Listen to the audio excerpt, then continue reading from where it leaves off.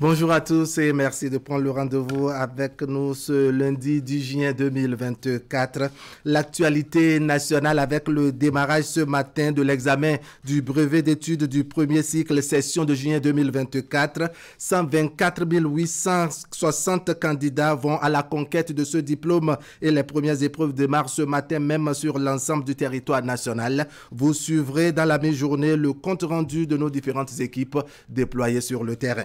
À cela s'ajoute l'élection des représentants des professionnels des médias à la haute autorité de l'audiovisuel et de la communication, les amis de la plume et du papier, de même que les hommes et femmes des micros et caméras, ont fait le geste qu'il fallait hier dimanche pour la désignation des conseillers devant siéger à la haute autorité de l'audiovisuel et de la communication pour le compte de la 7e mandature. Les regards en ce moment sont tournés vers la Commission électorale nationale autonome pour la proclamation des résultats, même si dans l'ensemble, les différents candidats ont une petite idée de leur sort. Et puis, comme vous le savez, la tournée des membres du gouvernement se poursuit sur l'ensemble du territoire national. Nous aurons juste après la page sport le coup de fil de l'honorable Rachidi Gbadamassi, ancien député et membre actif du bloc républicain dans la 8e circonscription électorale. On prendra les échos de cette reddition de comptes dans les communes du département du Borgo. Plus loin dans nos discussions de ce matin, on s'intéresse à la saison des pluies sur le littoral et la capacité de résilience de la capitale économique du Bénin. Le programme d'assainissement pluvial de Cotonou, initié par le gouvernement pour sortir la ville des inondations, semble tenir le pari jusqu'à présent. On analyse donc la politique mise en place pour faciliter la tâche aux habitants de Cotonou. Actu Matin, c'est ici et maintenant. Bienvenue. Bonjour à tous.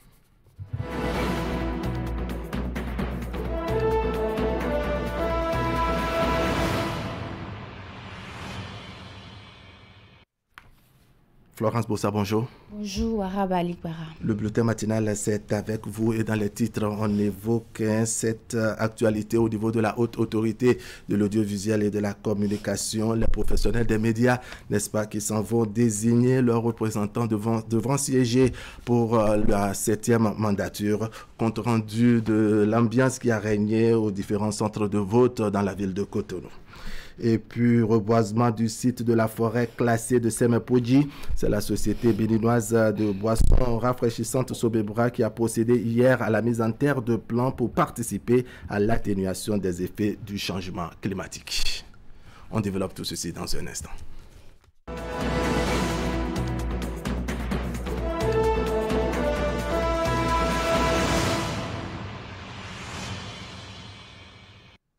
Alors, comme je l'ai annoncé, les professionnels des médias étaient aux unes hier dimanche pour désigner leurs représentants devant siéger à la HAC Florence Bossa. Ceci dans le cadre du renouvellement des membres de la haute autorité de l'audiovisuel et de la communication HAC pour le compte de la 7e mandature. Le scrutin a eu lieu dans les différents bureaux de vote.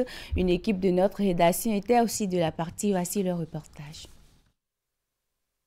Forte mobilisation des professionnels des médias au petit matin de ce dimanche 9 juin au bureau de vote du bâtiment annexe de la HAC à Cotonou. Ils sont ici pour remplir leurs devoirs professionnels dans le cadre du scrutin de renouvellement des membres de l'institution 7e mandature. L'élection se déroule dans la catégorie de l'audiovisuel, la presse écrite et celle de techniciens télécom. Avant de passer au vote, quelques formalités sont remplies par les électeurs.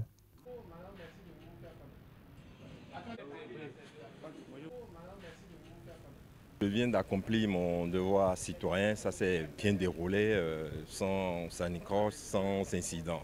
Tout se passe normalement comme prévu. Il est bon de voter pour aller porter son suffrage sur le choix qu'on s'est fait. Donc je voudrais aussi inviter tous mes confrères qui sont dubitatifs, qui se sentent réticents, de lever le doute au niveau de leur conscience. Je pense que la fluidité est là parce que l'équipe mise en place par la CELA est une bonne équipe, c'est bien huilé. Et donc une file, et ça passe très vite. J'ai pu accomplir mon devoir citoyen pour le choix de mon représentant. Nous n'avons rencontré aucune difficulté. Tous les électeurs qui sont venus ont voté normalement et sont repartis. Ils ont tous retrouvé leur nom sur la liste et ils votent. Ici, comme au niveau des autres bureaux de vote, les candidats eux aussi sont sortis pour exprimer leur suffrage. Je pense que tout au long de la période de campagne, nous avons joué entièrement notre part. Aujourd'hui, il s'agit, comme tout autre acteur de médias inscrit sur la liste électorale, de sortir de chez lui et de venir simplement accomplir son devoir. Et c'est ce que nous avons fait. Et je voudrais remercier les uns et les autres pour la mobilisation. Et cela témoigne déjà l'engagement que nous avons remarqué sur le terrain, l'engagement des uns et des autres, à faire rayonner notre institution de régulation. Et c'est ça le défi que nous tous, nous devons relever ensemble. Je voudrais d'abord remercier et reconnaître la transparence du processus électoral, reconnaître la participation massive de tous les professionnels des médias. Cela témoigne de l'intérêt qu'ils ont pour la coopération, la volonté d'élire des professionnels des médias avec le profil adéquat, capables de porter leur voix. Ouvert à 8 heures dans 13 bureaux de vote répartis sur toute l'étendue du territoire national, le scrutin de renouvellement des membres de la HAC, 7e mandature, se referme à 16h00. Les résultats sont attendus dans les heures qui vont suivre. De plus en plus, l'homme est confronté aux effets néfastes des changements climatiques, changements dus aux actions négatives des comportements humains sur l'environnement. Pour atténuer un tant soit peu ces effets, la société béninoise de boissons rafraîchissantes Sobeba a procédé à la mise en terre des plans sur le site de la forêt classée de Semepoji à Siongbon-Kanye à Siongbon. Avec 50 000 plants mis en terre, la Société béninoise de boissons rafraîchissantes montre son engagement à la préservation de l'environnement. Réunis ici sur le site de la forêt classée de Sémin, dans le cadre de la journée de reboisement et d'entretien, le personnel de la société, assisté des agents des eaux, forêts et chasses, a répété son acte habituel. Aujourd'hui, 8 juin 2024, nous plantons 50 000 arbres dans la forêt classée de Sémé. C'est un acte rempli d'espoir. Chaque arbre planté est une promesse de vie supplémentaire, un poumon vert qui contribuera à améliorer la qualité de notre air et à lutter contre les changements climatiques. Aujourd'hui, la planète Terre est confrontée aux effets néfastes des changements climatiques, dont entre autres inondations, sécheresse, réchauffement. Des phénomènes contre lesquels, depuis 2018, lutte la Sobebra à travers des interventions au Bénin. Un acte fort qui participe à la sauvegarde de l'environnement et pour laquelle l'administration des eaux, forêts et chasses encourage la société à continuer ses efforts. Je voudrais demander donc à la Sobebra de rester l'ami fidèle de la forêt, quelles que soient les vagues qui peuvent secouer l'environnement. Le vent souffle dans la forêt, mais les oiseaux ne tombent pas de l'arbre. Attachez-vous à la forêt comme vous avez commencé à le faire jusque-là. Diverses espèces sont mises en terre ici sur des hectares. Acacia, eucalyptus, caïa et fraqué. Pendant longtemps, les mauvais comportements ont contribué au déboisement du site. Aujourd'hui, le ministère du Cadre de vie appelle à une prise de conscience de la population. Toute cette forêt a été reboisée, a été restaurée par l'administration forestière. Mais par nos actes, nous l'avons, j'ose pas prononcer le mot, mais on a détruit donc cette forêt-là. Et aujourd'hui, on se met encore à replanter. Alors, il va falloir que chacun de nous prenne conscience de ce que représente la forêt pour nous. Et que nous puissions reboiser, mais non seulement reboiser, de pouvoir entretenir les arbres que nous plantons. À ce jour, la Sobebra a déjà mis en terre plus de 250 000 plants répartis sur 120 000 hectares sur l'ensemble du territoire. Les communes sont les cibles de la société qui choisit des sites de forêt pour ses actions. Atelier de formation et de simulation d'exercices de crise. Les assises sont une initiative du Centre de prévention et de gestion de crise soutenu financièrement par l'Agence belge de développement ENABEL. Le rendez-vous est une occasion pour les participants de s'imprégner de mettre en pratique les procédures du manuel de gestion de crise. Les assises s'inscrivent également dans le cadre de la mise en œuvre de la deuxième phase du projet d'appui à l'opérationnalisation de la police républicaine. Imet Hélène Amoussou. La session, selon les participants, est venue à point nommé et elle réunit des représentants de toutes les composantes du secteur de la sécurité, notamment les agents de la police républicaine, ainsi que d'autres acteurs impliqués. Les assises s'inscrivent dans le cadre de la mise en œuvre de la deuxième phase du projet d'appui à l'opérationnalisation de la police républicaine PAOP. Face à l'insécurité qui s'accroît, plongeant nos populations dans la panique, il est nécessaire que les responsables à divers niveaux soient bien outillés afin d'apporter une solution fiable. L'objectif du présent atelier est de nous former sur les notions théoriques et pratiques en matière de sauvetage. Alors, saisissons dès à présent toutes les opportunités qui nous seront offertes par les différents formateurs pour combler nos attentes et contribuer à la tranquillité de nos paisibles populations. Cet atelier donc vient à point nommé pour permettre aux différents acteurs de la chaîne de réaction de maîtriser tout le sens, je dirais même l'essence, sinon la quintessence, du rôle qui est le leur dans la gestion efficace des crises. Cadre pour s'approprier les outils nécessaires à la gestion efficace d'une crise, la formation sera couplée avec des exercices de simulation. Ce rendez-vous de DASA, qui va durer 4 jours, offre aussi l'occasion aux participants de revisiter, s'imprégner, mettre en pratique les procédures de gestion de crise définies dans le manuel élaboré et validé lors de la phase précédente du PAOP, initiative du Centre de prévention et de gestion des crises. La rencontre se tient grâce à l'appui technique et financier de l'Agence belge de développement ENABEL. La session de formation et d'exercice de simulation en gestion de crise ici à DASA a pour objectif de vous inspirer d'une démarche unique et structurée en gestion de situations de crise et catastrophe. L'Agence belge de développement ENABEL, à travers le projet d'appui à l'opérationnalisation de la police républicaine PAOP, soutient les autorités béninoises depuis 2020 et continuera ses actions de formation, d'exercice, de conseil, de projet et d'accompagnement dans ce domaine important tout au long de la durée du projet PAOP 2, jusqu'en 2028. Je prie les uns et les autres de bien vouloir saisir cette chance et que cette formation nous apporte beaucoup de connaissances en matière de gestion de crise. On aura encore assez de notions pour prendre les dispositions nécessaires et pouvoir parer au mieux pour que des crises n'arrivent pas et quand cela s'impose à nous, qu'on ait les moyens nécessaires et qu'on prenne également toutes les dispositions qu'il faut pour faire face à cela.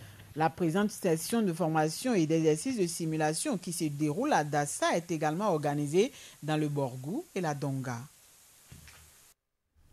Les fidèles musulmans du Bénin se préparent à célébrer la fête de la Tabaski édition 2024. Habituellement, un mois avant l'Aïd el-Kébir, les troupeaux de moutons disponibles à la vente envahissent les sites à Parakou. Mais cette année, c'est tout à fait le contraire. Epiphane Chabi et Socrate à Dantordé ont fait le constat dans les 3 arrondissements de la ville. Suivez le reportage. Cet espace vert inoccupé est le site habituel de vente de moutons de la fête de la Tabaski au quartier Guéma dans le 3e arrondissement de Parakou. Et ces bêtes qui s'y trouvent ne sont pas à vendre, mais plutôt en divagation. C'est le triste visage que présentent plusieurs autres sites de vente de moutons dans la ville de Parakou, ceci à quelques jours de la célébration de la fête de la Tabaski. Les géants qui s'occupent de la vente de moutons ne sont plus venus cette année. Cette année, nous sommes pratiquement à 2 semaines de la vente de la fête de Tabaski. Donc, les moutons ne sont pas venus cette année. Du fait qu'il y a la fermeture de la frontière, le parking n'est plus fréquenté comme auparavant. Et les vendeurs de moutons également sont bloqués du côté du Niger. Donc, les gens ont levé des bêtes, mais ils ne peuvent pas traverser la frontière pour venir vendre ça au Bénin. Dans les sites de vente de moutons, du 1er au 2e en passant par le 3e arrondissement de la ville, le constat reste identique. Ici à Okedama, dans le 1er arrondissement, seul ce vendeur occupe ce site qui, à de pareils moments les années antérieures, grouillait déjà de monde. L'année passée, à pareil moment, le marché était déjà gorgé de moutons. Les étrangers de l'autre côté ont l'habitude de venir. Nous sommes de Parakou. Nous, les éleveurs, nous sommes déjà sortis. C'est les quelques-uns qui sont à la maison. Mais à l'instant T, voilà tout ce que nous voyons sur le terrain. Niger, là, c'est 0%, pas de passage. On a vu un camion rare. Et lui, il a pris par où? Il a pris par le village qu'on appelle côté Nigeria pour sortir vers Kabola et prendre par ici pour partir. Ça veut dire que lui, il a faufilé. Sinon, le Niger, zéro. C'est une célébration particulière de la fête de la Tabaski qui s'annonce donc que c'est déjà beaucoup d'inquiétude dans le rang de quelques fidèles musulmans qui pensent que la situation actuelle est liée à la fermeture des frontières entre le Bénin et le Niger. Cette année, vraiment, les moutons ne viennent plus. Parce que les années passées, à l'heure actuelle que nous sommes, vous allez voir les camions un peu partout avec les chargements des moutons. Mais cette année, même un camion, je n'ai pas encore vu. Actuellement, il n'y a aucun camion qui est d'abord dans notre ville de Parakou. Sans vous mentir, là, je me promène un peu partout. Je suis très découragé. Même moi qui est debout ici devant votre canal, c'est Dieu qui va me donner. La fermeture de ces frontières-là, ça nous a amené un grand pleur qu'on ne sait pas. Ça va finir quand? La Tabaski reste et demeure la fête la plus importante de la religion musulmane. Il s'agit d'une célébration en mémoire du prophète. Pour son dévouement à Allah et malgré le contexte particulier de cette année, la fête prévue pour le 16 juin prochain aura lieu dans le respect des prescriptions islamiques. Ainsi s'achève ce bulletin d'information. Nous vous remercions de l'avoir présenté, Florence Bossa. Merci beaucoup. L'information continue sur le plateau d'Actu Matin. Ça nous permet de jeter un coup d'œil sur le quotidien Maison Fraternité paru ce lundi. Fraternité qui parle donc de la crise Bénin-Niger, sortie des intrigues de Tiani, une réflexion de Jocelyn Néné Hedini. Voilà. Et puis match Bénin-Nigeria de ce jour, gagner ou hypothéquer le rêve du mondial. La campagne nationale de reboisement, la Sobebra met en terre 50 plants dans la forêt classée de Semepodji. Le quotidien Fraternité qui donne à lire également dans ses colonnes cette lettre ouverte de la diaspora béninoise au Brésil adressée au chef de l'État béninois Patrice Talon. On est maintenant à la une du quotidien L'Informateur. Supposée cessation des travaux à l'Assemblée nationale pour cause de tournée, les vérités de Louis Vlavonou. Une portion de ses propos relayés par le quotidien L'Informateur. À l'Assemblée nationale continue de fonctionner normalement. Les commissions permanentes sont au travail pour préparer les dossiers des plénières. Les députés vont en mission et j'assure régulièrement mes audiences. Ce sont les propos donc du président de l'Assemblée nationale, Louis Vlavonou. Et puis, prévention des conflits et des activités des groupes armés. L'approche du maire de Cotonou, sinon le président de l'ANCB, Lucas Tropo, pour corriger les choses. L'événement, prévention des conflits et des activités des groupes armés non étatiques, l'approche sociale de Luc Atropo et des partenaires de l'ANCB. Quotidien, la priorité, démarrage de l'examen du BPC au Bénin, 124 860 candidats composent dès ce jour lundi. Le quotidien de service public La Nation, construction de l'hôpital de zone de Saveh-Wessé, le fonds saoudien satisfait du niveau des travaux. Et puis BPC session de juin 2024, les acteurs félicités pour les innovations. L'événement précis, suite à l'interpellation de 5 Nigériens sur la station pipeline de Semepodji, Niamey réagit et accuse le Bénin. Et puis Jacques Ayadi sur la polémique sur les propos du professeur Djogbenou, ce que le président de l'UPR, le Renouveau, a dit est logique. Quotidien Jakbata, démarrage ce lundi du BPC 2024. Le ministre Kouaro lance les 124 860 candidats à Abomey Calavi. Nord-Sud quotidien, crise dans la gestion du pipeline Niger-Bénin, tout sur les derniers développements. Et puis, mairie de Porto-Novo, dont d'équipements sanitaires aux différents centres. Le leader du jour, élection des représentants des professionnels des médias à la HAC. Le conseiller Basile Chibozo remercie tous les électeurs, mais spécialement ceux de Porto-Novo. Bénin intelligent qui parle du GLA, du BPC moderne, court et moderne long. Voilà, c'est précise qu'on a 124 860 candidats attendus dans 220 centres sur l'ensemble du territoire national sur lundi.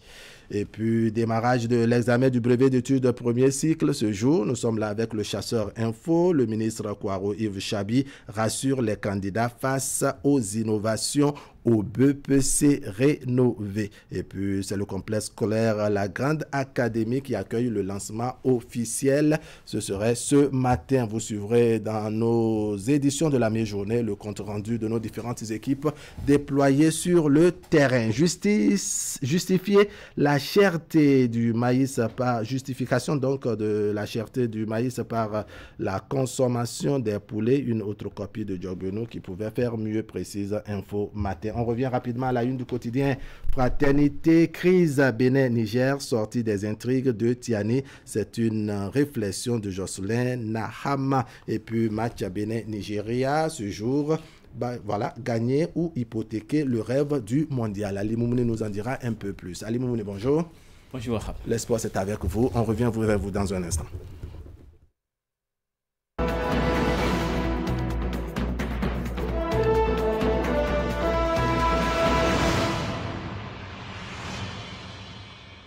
Allez, Ali Moumouni, c'est le début de la semaine, un peu de tout dans la page sport que vous nous présentez ce matin. On est beaucoup en premier. Oui, on va commencer par les guépards et bien entendu les journées, les éliminatoires de la Coupe du Monde 2026. Vous en parliez tout à l'heure avec donc les rencontres de la 4e journée qui ont démarré donc depuis hier. Mais avant, on va faire un point rapidement des dernières rencontres disputées pour le compte de la 3e journée. Il y avait donc les autres adversaires du Bénin qui ont joué en toute fin de semaine écoulée. Donc le Zimbabwe était face au Lesotho, 2-0 pour la formation du Lesotho qui le Bénin avait tenu en échec en déplacement. Et puis le Nigeria et l'Afrique du Sud sont séparés 2-2, score de parité, 1 but partout. Le Cameroun de son côté pour les dernières rencontres de la 3e journée a pris le dessus sur le Cap Vert 4-1 avec bien sûr de la manière, et c'était en tout cas presque identique entre les Seychelles et la Gambie, 5-1 pour l'équipe gambienne. Pour les rencontres de la 4e journée qui ont démarré donc hier, on a donc Sao Tomé qui s'est incliné à domicile face au Libéria, 1-0. Il y a la victoire de la République démocratique du Congo face au Togo, 1-0 également. Djibouti et Éthiopie se sont séparés 2-2, score de parité, 1 but partout. Le Sénégal a pris le dessus sur son adversaire de la Mauritanie, 1-0. Et il faut noter donc pour finir avec les rencontres disputées hier, le match nul, 2-0 but partout entre la Tunisie et donc la Namibie. Pour ce qui concerne la suite de ces différentes explications, comme tant bien sûr pour ces éliminatoires de la Coupe du Monde 2026 qui aura lieu bien entendu dans 3 pays du continent américain. Et donc les rencontres de la 4e journée, la suite c'est bien sûr pour aujourd'hui, ce 10 juin. La Somalie affrontera le Botswana, l'équipe de la Guinée équatoriale aura pour adversaire le Malawi, Érythrée jouera contre le Niger, le Bénin affrontera le Nigeria, c'est ce soir bien entendu. Ça fait partie des grosses affiches qu'il ne faut pas manquer. Ce sera du côté de la Côte d'Ivoire au stade Houphouët-Boigny d'Abidjan. Et donc l'Ouganda de son côté accueillera l'Algérie. Le Burkina Faso aura pour adversaire la Sierra Leone. L'Égypte se déplacera donc en Guinée pour affronter donc l'équipe bissau-guinéenne. Et puis au Ghana, à Accra bien entendu, les Black Stars auront pour adversaire la République centrafricaine. Et pour finir avec les affiches du jour, on aura donc Guinée-Mozambique à la même heure que la rencontre du Ghana à 20h très précisément. Il faut donc dire pour ce qui concerne les Guépards qu'ils ont tenu les dernières séances hier donc sur le stade, sur la pelouse du stade Houphouët-Boigny. C'était donc à Abidjan pour ce qui est de cette séance. Tous les joueurs étaient présents en images, bien sûr, les joueurs qui ont affronté la formation du Rwanda avec cette victoire d'1-0 à la clé. Ce soir, donc, les Guépards auront besoin également d'une nouvelle victoire pour garder leur belle position déjà au classement général. De toutes les façons, ça va être très compliqué puisque c'est 6 équipes par groupe et ce sont seulement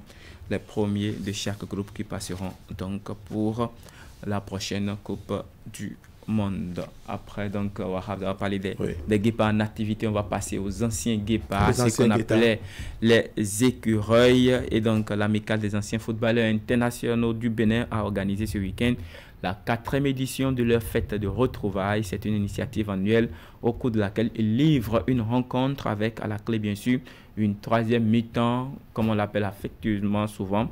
Mais de toutes les façons, cette fois-ci, ça a été une 4e mi-temps cette année. Le rendez-vous s'est tenu avec les anciens footballeurs internationaux du Togo. C'était dans les locaux de l'académie Talon FC à Ouida. Suivez. Ils ont pris l'habitude de se voir une fois par an pour remémorer les souvenirs du passé. Cette année, les anciens footballeurs internationaux du Bénin ont choisi de célébrer leurs retrouvailles avec ceux du Togo.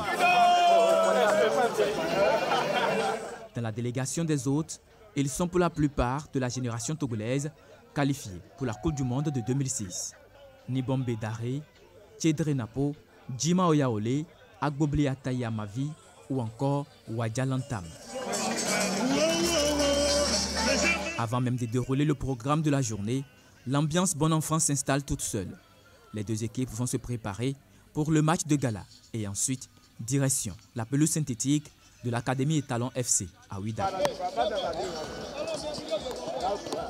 Pour le match de gala, les anciens footballeurs internationaux béninois sont dans leur traditionnel maillot jaune et les Togolais en rouge. La règle du jeu, c'est 3 mi-temps sur la pelouse et une 4e en dehors. Pour la plupart, cela fait plus d'une décennie qu'ils n'ont plus joué. Mais dans le jeu, les automatismes sont restés. Comme ce réflexe de Jonas Bidé sur ce centre et la réponse de Nimini Tchagno.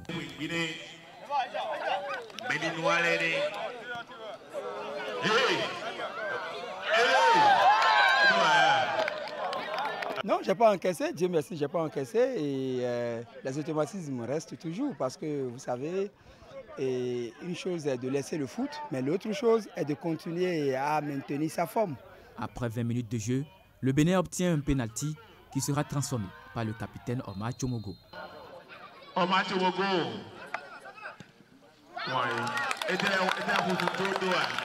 Ça fait plaisir de les voir jouer. Ils ont fait les beaux jours de notre pays. Le capitaine Omar Tchomogo, il a été pendant des années notre meilleur buteur. Donc comme aujourd'hui encore, il a confirmé qu'il ne rate pas des tirs au but. Donc il a marqué un penalty, un super but. 1-0 à la pause, les anciens internationaux béninois inscriront le 2e but en seconde mi-temps et le 3e au cours du 3e acte. La rencontre se termine sur le score de 3-1. La fête a été très belle, d'autant plus qu'on a marqué un beau but sur coup franc. Donc je pense que ça remplace les 3 buts qu'eux ils ont marqués au fait. La seule chose que je peux dire haut et fort, c'est que l'initiative elle est bonne. Ça nous permet de tisser des liens. Nous nous connaissions depuis certaines années. On a eu à jouer l'un contre l'autre. Mais le fait de se perdre de vue n'est pas une très bonne chose. Ces genres d'initiatives nous permettent de se retrouver, de remémorer, repenser un petit peu, revivre surtout les moments passés. Super bien, moi je suis vraiment content. Ça fait un moment que je n'ai pas vu certains joueurs, certains anciens internationaux que je n'ai pas vus depuis 15 ans ou 12 ans. Donc on est content de se revoir, se rappeler de certaines choses.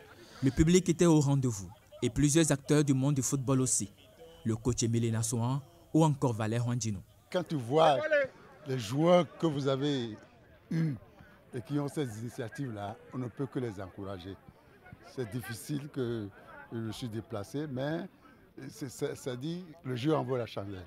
Au-delà des retrouvailles, les anciens footballeurs internationaux du Bénin se sont mis ensemble pour créer non seulement un cadre convivial, mais aussi et surtout un réseau d'entraide et de solidarité. L'objectif de l'association, c'est de continuer à se revoir très souvent. Et le but, c'est d'aider les anciens internationaux à se reconvertir et ne pas traîner après le foot. Je suis déjà satisfait déjà le fait qu'on a commencé à voir certains qui veulent passer les diplômes. Il y a déjà Gérard qui est en train de passer son diplôme. Il y a certains qu'on essaie de pousser dans les clubs pour être préparateur physique ou assistant d'un coach dans les clubs. La journée a été couronnée par un moment de réjouissance entre Béninois et Togolais. L'amicale des anciens footballeurs internationaux du Bénin, pour sa part, envisage agrandir le cercle vers d'autres nations dans les prochaines années.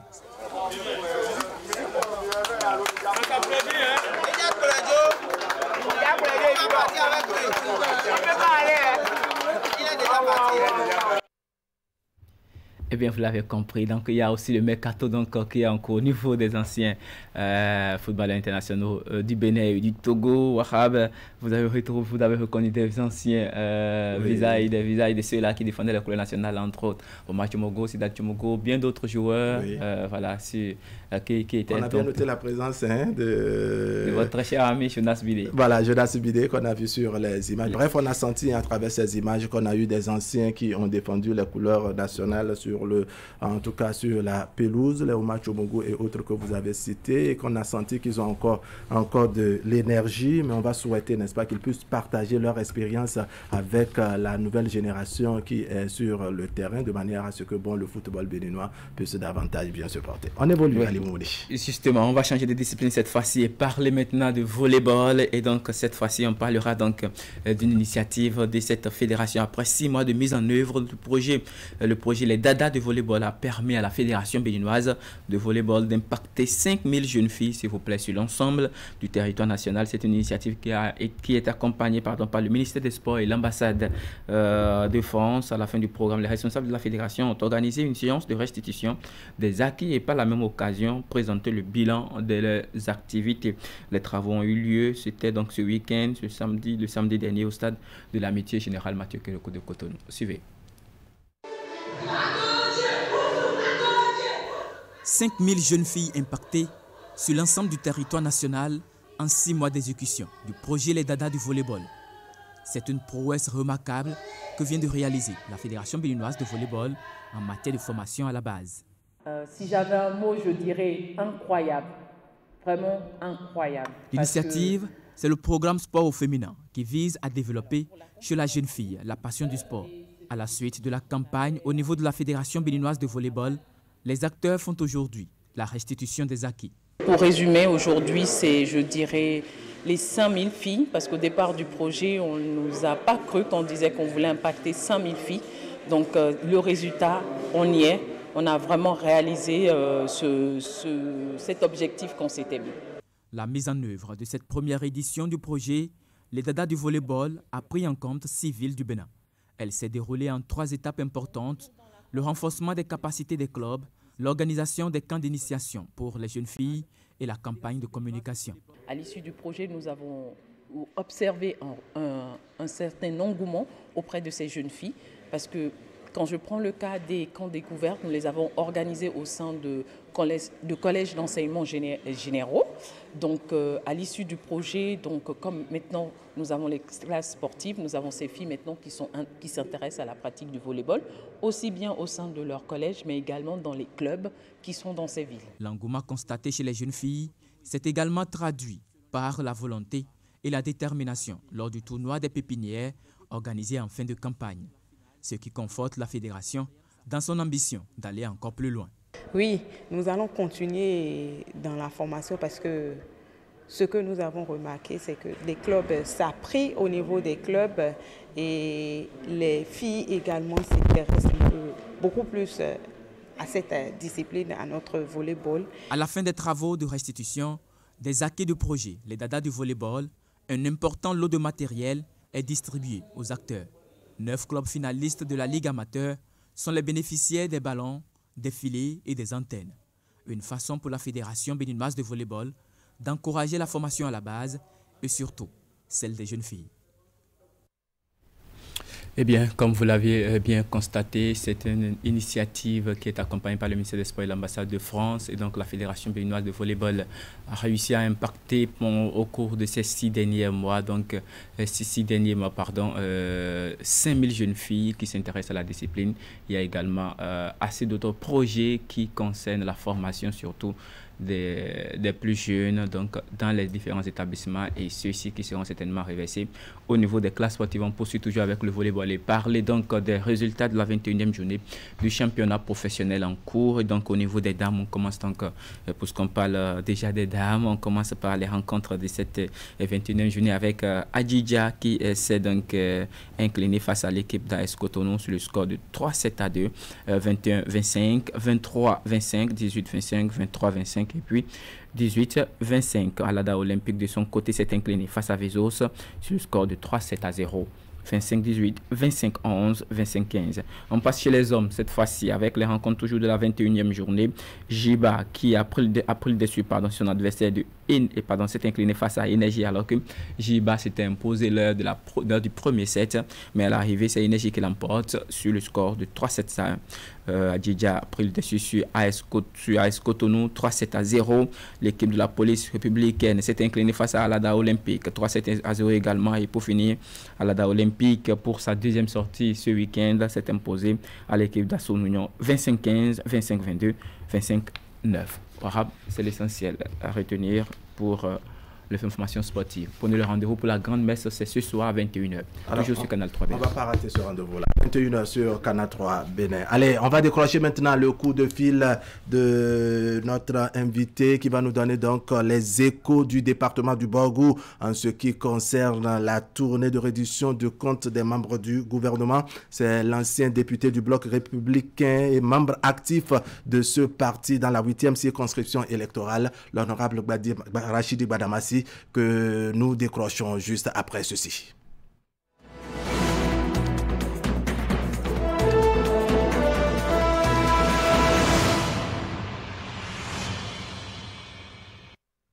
Alors, comme je vous ai annoncé, on est en ligne avec l'ancien député Rachidi Gbadamassi. Honorable Rachidi Gbadamassi, bonjour. Bonjour, monsieur Wang. Alors, vous êtes, comme je l'ai annoncé, ancien député du parti Bloc républicain et membre actif de ce parti dans la 8e circonscription électorale. Vous êtes en tournée avec les membres du gouvernement qui ont commencé cet exercice depuis quelques jours en arrière, pour ne pas dire depuis quelques semaines, dans le département donc du Borgou. Quel point vous pouvez nous faire? Quelles sont les différentes étapes que votre délégation a déjà parcourues, honorable Rachidi Gbadamassi? Bon, merci beaucoup, cher journaliste. Et permettez-moi, avant tout propos, de remercier Dieu, créateur du ciel et de la terre. Parce que nous avons commencé cette tournée avec Bismillah et nous l'avons terminé avec Alhamdulillah. De remercier Dieu parce que l'autorité, enfin l'esprit de l'autorité établie par Dieu nous a accompagnés. Maintenant, pour revenir à votre question, vous savez, et en tant que membre du bureau politique, membre du bureau exécutif du Bloc républicain, j'ai eu l'honneur de parcourir cette tournée avec la délégation gouvernementale. Vous savez, notre délégation a parcouru chacune de 8 communes du département du Borgou. Nous avons démarré par les trucs de Parakou. Ensuite, nous avons été tour à tour à Niki, à Kalale, Sénalé, Dembélé, Kendali, avant de terminer par le commune de Charo. Voilà les différentes étapes de notre... de votre périple, si on va dire les choses ainsi. Voilà. Alors, quelles sont les grandes réalisations dans toutes ces communes que vous avez parcourues, les grandes réalisations surtout? Vous savez, comment dirais-je, la tournée de révision du compte, comment dirais-je, a pris en compte, disons, plusieurs réalisations. Si. Et en matière de grandes réalisations du gouvernement, je peux vous citer l'asphaltage de plusieurs rues à l'intérieur de la ville de Parakou. Et le projet d'assainissement pluvial de la ville de Parakou, le marché international de Guéma, et qui a fait partie, qui fait partie des 36 urbains et aujourd'hui construit un peu partout sur le territoire national. Alors quand vous prenez le projet à ce 13 jours de la vie de parcours, c'est 52 milliards de francs CFA. 52 milliards de francs CFA qui seront injectés et qui vont impacter directement la vie des populations. Parce que quand vous prenez par exemple le quartier Bonifani, c'est plus de 50 000 habitants. Alors les rues sont aussi complètement impraticables. Et vous convenez avec moi, et c'est la première fois dans l'histoire un si grand et long projet s'effectue à Parakou. Certainement, là, vous parlerons du contournement de la traversée de Parakou. Mais la traversée, le contournement n'impacte pas directement la vie des populations.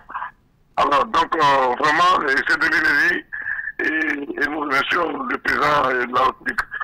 Alors, deuxièmement, Parakou a bénéficié de la construction de 3 châteaux d'eau à travers les fonds d'enregistrement et l'installation du réseau électrique, du réseau SONEM, d'un montant de plus de 17 milliards de francs CFA. Alors, quand vous prenez également, comment dirais-je, la route impériale, c'est-à-dire la route Ndali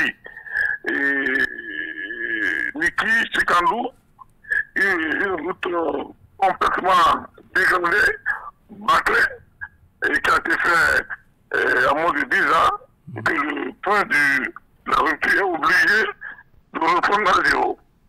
Alors, ça nous a fait la fierté de la cité Batonombo. Et l'autre chose, c'est la réalisation du palais impérial de Niki. Ça fait 5 milliards. C'est jamais vu dans l'histoire. Alors, et l'autre chose, c'est la construction du stade en musement de Niki. D'accord. Le bitumage de la voie Faubourg, qui est sous-sénalé, c'est déjà jamais vu. D'accord. À moins de 8 ans, le président Pakistan va apporter au département de Bougou ce qu'un chef d'État, même originaire de ce département, n'a pu lui apporter en 10 ans d'exercice du pouvoir. Et c'est peut-être ça qui justifie les grains et la haine, à la limite pathologique de certains l'entreprise pâtissière du président Patrice Talon, l'acheter de développement. D'accord. Alors, honorable Gbadamassi, on peut conclure qu'il y a vraiment de réalisations dans ces communes du Borgou qui sont donc des réalisations visibles. Mais que dit-on de la mobilisation? Bon, vous savez,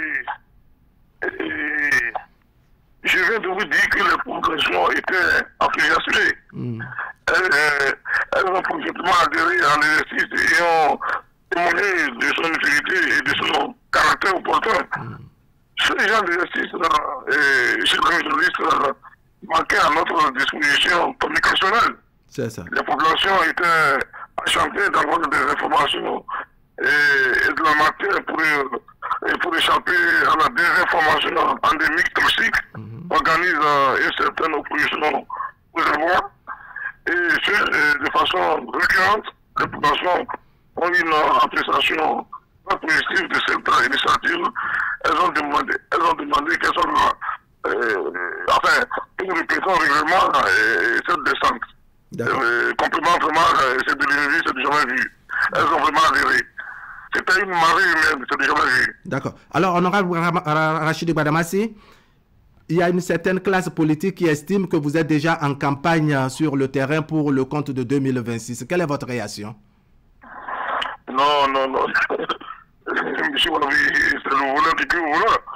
C'est parce que cette opposition menée par un certain chef d'État qui se balade de commune en commune, de funérailles en funérailles, de manifestation en manifestation, consciente qu'elle est déjà en campagne, elle est pour 2026, qu'elle s'empresse de voir, comment dirais-je, la campagne électorale dans une justificative de réduction de comptes, qui, en ce qui nous concerne, a permis de combler le déficit d'information du public sur les actions du gouvernement. Cette opposition dont vous parlez est en campagne tous les jours et de façon très maladroite. ils font de la réclamation politique sur tout événement, y compris des décès, des cadavres. C'est vraiment le voleur qui crie au voleur. D'accord. Ils vont en souffrir, malheureusement, en ce qui nous concerne, nous allons nous arrêter, nous allons occuper en permanence le terrain, et vraiment, ça serait du bilan comme du bilan. De toute façon, moi j'ai déjà démarré, j'ai déjà déménagé, je suis au Parakou, je suis en permanence, et je sais que nos amis d'enfance ont des restes solides, et parce que pour parcourir les seules communes, alors, à chaque fois qu'ils vont intoxiquer, nous allons désintoxiquer. D'accord. Honorable Rachid Gbadamassi, vous l'avez dit dans un de vos développements tout à l'heure que l'un des objectifs visés par cette tournée gouvernementale, c'est de mettre un terme à l'intoxication, à la désinformation. Qu'est-ce que vous avez réussi à établir comme, je dirais, vérité lors de ce contact avec les populations? Bon, nous avons établi la vérité. Nous avons déconstruit le mensonge, nous avons désintoxiqué. Nous avons rétabli la vérité surtout. Notre adversaire fonctionne avec, comment dirais-je, des mensonges. Et vous savez que le mensonge, plus il est gros, plus il passe. Ils sont capables de mentir en gérant sur le Coran, la Bible. Nous allons remédier à la désinformation et déconstruire complètement le mensonge à tous les niveaux. Voilà. D'accord. Alors, honorable Rachid Gbadamassi, il y a que le camp adverse utilise un style de communication qui lui marche, je dirais, apparemment bien, et c'est avec des propos que je ne veux pas décrire par ici. Est-ce que c'est de nature, je dirais, à vous déstabiliser sur le terrain? Mon cher ami journaliste, rien, je dis rien, ne peut nous déstabiliser. Absolument rien. Parce que lorsque vous parlez des propos que vous faisiez les qualifier parce qu'ils sont vraiment inqualifiables, vous faites seulement allusion au président du parti qui se fait appeler les démocrates. Cela vous dit que, très souvent, lorsque je réplique au propos du président du parti les démocrates, certaines personnes me disent que je n'ai pas le droit de le faire. Mais dites-moi, mon cher ami journaliste, car un président un ancien président de la République qui a eu à occuper des postes de responsabilité se permet de traiter de malfaiteurs son successeur. Et vous pensez que ce propos est digne d'un ancien président? C'était à quelle occasion? Que s'est-il passé exactement pour que vous traduisez ces propos de cette manière? Non, c'est un Porte Nouveau. C'est un Porte Nouveau. Il a été clair. Il a dit il faut haïr le mal, mais il faut aimer le malfaiteur. Mais dis-moi, qui est le mal? Qui est le malfaiteur? Vous pensez que ces propos sont dignes d'un ancien chef d'État? Non, je crois que c'est pas bon. Et quand on a eu à occuper des postes de responsabilité dans ce pays, il y a des propos qu'il faut retenir. Il faut avoir un comportement d'unité nationale et un comportement d'unité nationale. C'est pas digne. Alors, qui est malfaiteur? Qui est le mal? Alors, dites-moi, cher ami journaliste, est-ce que le président des démocrates veut être et qu'il n'a jamais été? Le pouvoir, Dieu lui a donné le pouvoir. La gloire, il avait eu. La richesse, il avait eu le temps d'accumuler. Moi, je pense qu'aujourd'hui, et quand Dieu vous donne tout, et que vous ne savez pas dire, Alhamdulillah, Alhamdulillah, Dieu vous retire le peu. Donc en résumé, Rachid Gbadamassi, en résumé, les différentes sorties du président du parti, les démocrates, c'est de nature à vous bousculer un peu, il faut le reconnaître. C'est de nature à perturber l'unité nationale. C'est de nature à diviser le peuple. C'est comme ça que vous voyez les choses?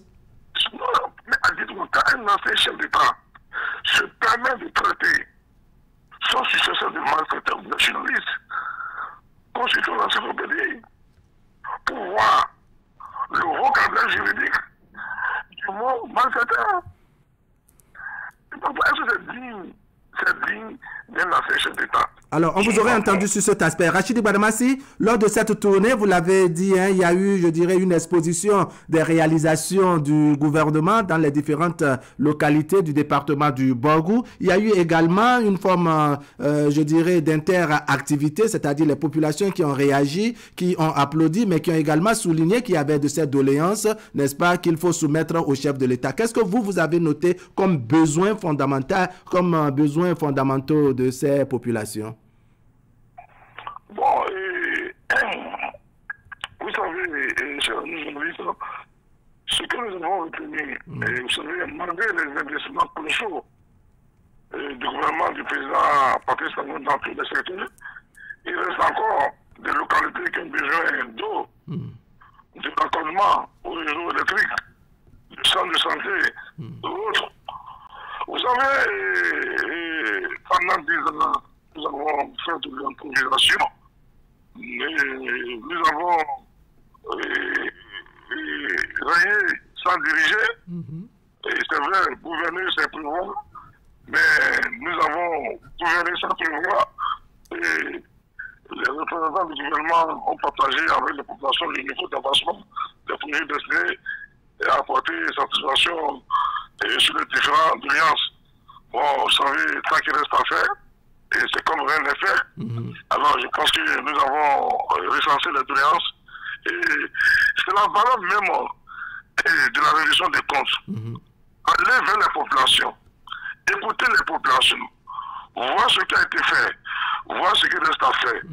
Donc, vous savez, la réduction des comptes, comme je l'ai dit, est une obligation, est une pratique politique, est une obligation personnelle. Ne pas aller vers les populations pour dire ce que vous faites, vraiment, fera preuve de l'irresponsabilité politique et même, je peux même dire, fera preuve de la violation de la Constitution de 11 décembre 1948 modifiée. Donc, voilà ce que nous avons fait. Je pense qu'aujourd'hui, le gouvernement a vu juste d'aller sur le terrain et pour communiquer avec les populations. Et vous voyez, tout le monde est content. Et je pense qu'il faut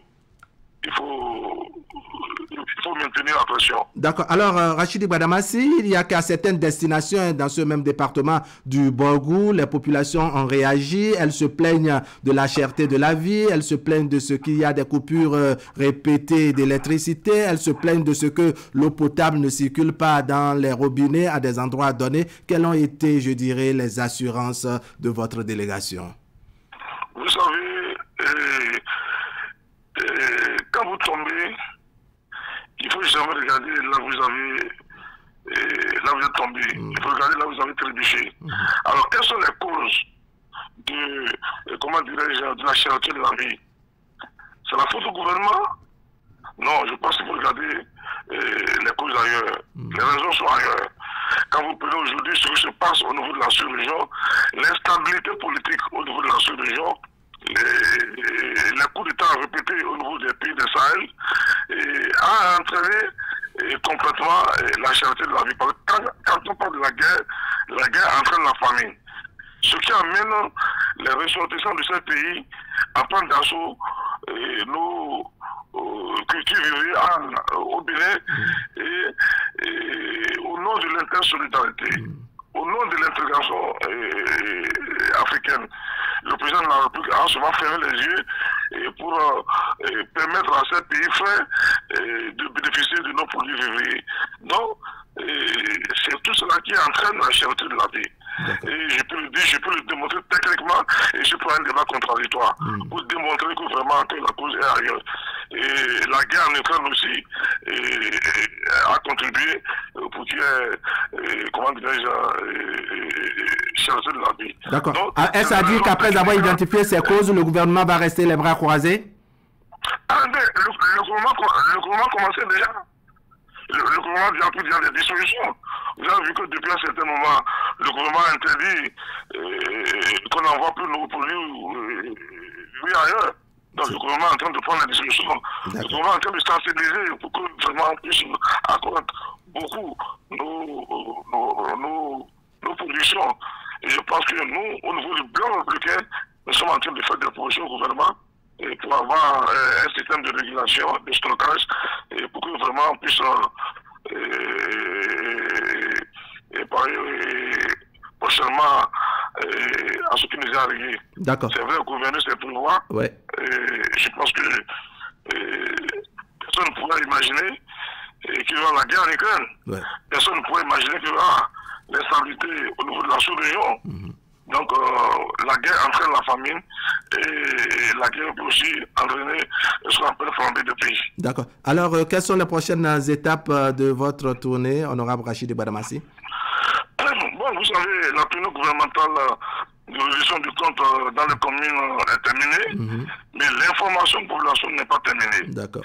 Nous sommes sur le terrain, nous allons poursuivre notre mission d'homme politique en prenant toutes les initiatives qui concourent à donner la bonne information aux populations et les mettre à l'abri de la désinformation et des pièges des vendeurs d'illusions. Nous allons occuper en permanence le terrain. D'accord. En permanence le terrain. Les quartiers, les hameaux, les villages. Donc nous avons mis en place un dispositif pour désintoxiquer la masse populaire. Et vraiment, je vous ai dit, c'est une seule fois qu'on piétine les testicules d'un navire. La prochaine fois, l'avion va ramasser. Il va prendre ses dispositions. Nous sommes déjà vaccinés. Rachidi Badamassi, votre mot de conclusion. Bon, vous me donnez l'occasion de féliciter le président de la République, son Excellence Patrice Talon, pour avoir initié cette tournée de reddition du compte et saluer la détermination de l'ensemble du gouvernement qui a fait un travail méthodique et remarquable d'organisation. Je voudrais remercier les populations du département du Borgou en particulier et du Bénin en général pour leur mobilisation et leur sens de patriotisme et de grandeur, de gratitude. Je voudrais reconnaître publiquement l'engagement de mon parti, le Bloc républicain, avec son président, le ministre d'État Abdoulaye Chane, dont le leadership a permis de faire de notre parti le principal artisan de réussite de cette tournée. Ce fut, comment dirais-je, un succès qui donnera à nouveau du vertige à nos amis d'en face, qui vont leur donner les mots de ventre. Mais malheureusement, il faut reconnaître, même si vous êtes contre le lièvre, il faut reconnaître que le lièvre sait courir. D'accord. Honorable Rachidi Badamassi, merci beaucoup.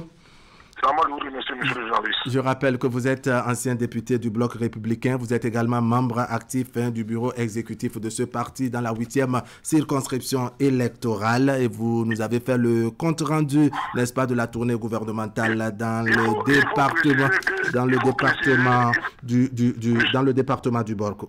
Allez, merci beaucoup. On va faire venir par ici Franck Arounou. Franck Arounou avec qui, n'est-ce pas, nous allons parler de cet appétit du reste du monde pour le continent africain. L'Afrique qui fait la convoitise du reste du monde. L'appréciation, l'analyse et le commentaire donc de Franck Arounou tout de suite.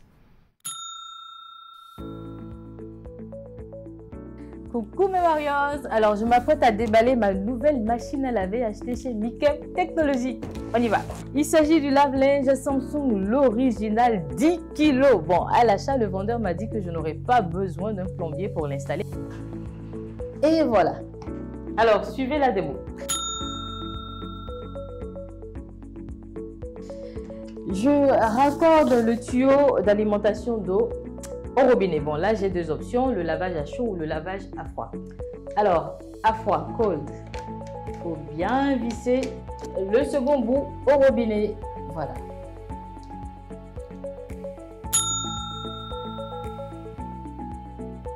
J'installe bien le tuyau d'évacuation. J'ajoute mon linge sale, bien sûr. Mon détergent, super important. Voilà, très bien. Et hop, c'est parti.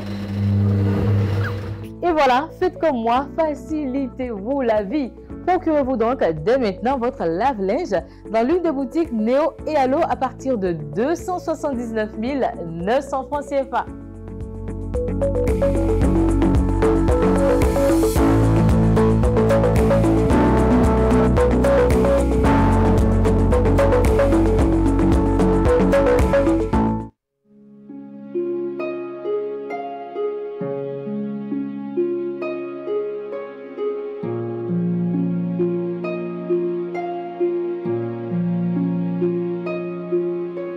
avez le choix. On a tous toujours le choix. Le choix d'une vie de plaisir incontrôlée avec à la clé une famille nombreuse condamnée à la précarité. Ou le choix de construire un foyer heureux et équilibré avec le nombre d'enfants dont vous êtes en mesure de vous occuper convenablement. C'est ce deuxième choix que vous propose l'AFIA. L'AFIA, c'est une gamme complète et efficace de solutions pour planifier les naissances et mieux assurer l'épanouissement et l'avenir de votre famille. L'AFIA, le bonheur de votre famille. Vous nous avez fait confiance, nous aussi. Vous nous avez adoptés, nous aussi. Merci d'avoir choisi Air Froid. Ainsi, nous avons amélioré pour vous la qualité de nos climatiseurs. Nous avons développé une marque 100% écologique, conçue spécialement pour notre climat tropical, avec une basse consommation d'énergie électrique. Vous êtes en zone de baisse de tension? Adoptez le climatiseur Air Froid Inverteur, spécialement conçu et amélioré pour supporter de fortes baisses de tension.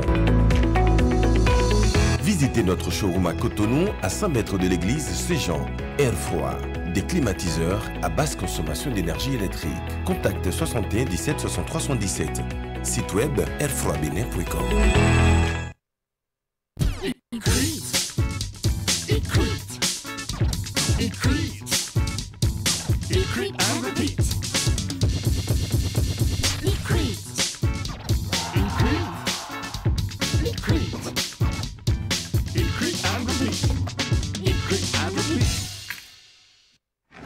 Et si on arrêtait de regarder la télé comme avant?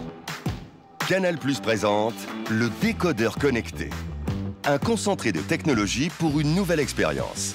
Naviguez dans une interface fluide et immersive à la découverte du meilleur de la télévision.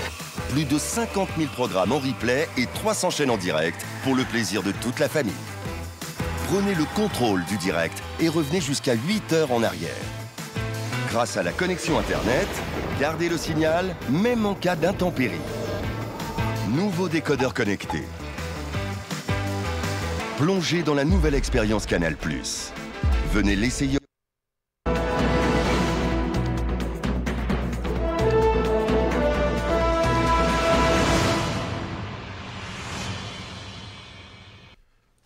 Alors, il faut préciser qu'il y a quelques jours en arrière seulement, la Corée du Sud a initié un sommet avec l'Afrique pour échanger autour des axes de collaboration pour le futur. Ce matin, Franck Aounou, vous sentez que l'Afrique fait visiblement, je dirais, visiblement un nouveau courtisan. Oui, un nouveau courtisan, Wahab Ali Para, et pas des moindres.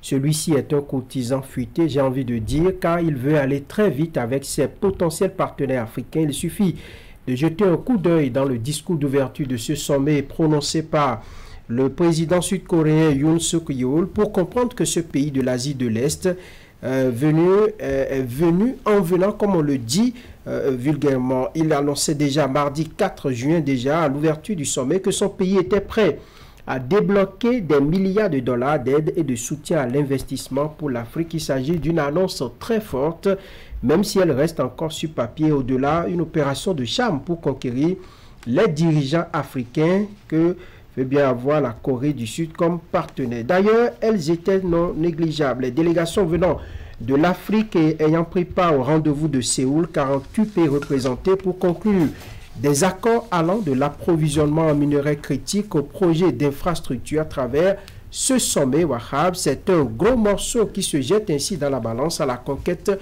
du continent. La liste des courtisans de la belle et richissime Afrique aux ressources incommensurables s'allonge donc de ce fait. Ce dernier venu veut beaucoup plus miser sur le développement et l'exportation à travers le renforcement des relations commerciales. L'ambition de la Corée du Sud est claire.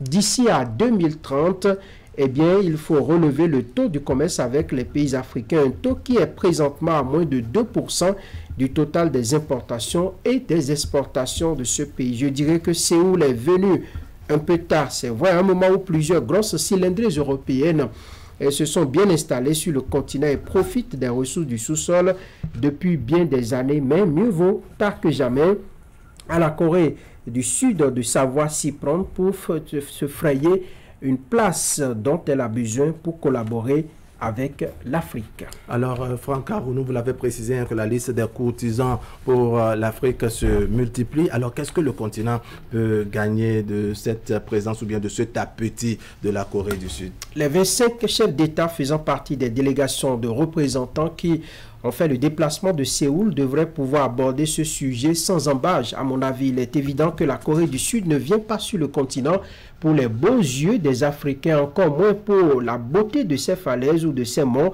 La Corée du Sud vient explorer le continent pour profiter des réserves de minéraux essentiels tels que le chrome, le colbate et le manganèse. Pensez que la Corée du Sud y vient pour jeter des milliards dans les caisses des pays africains, c'est fait fausse route.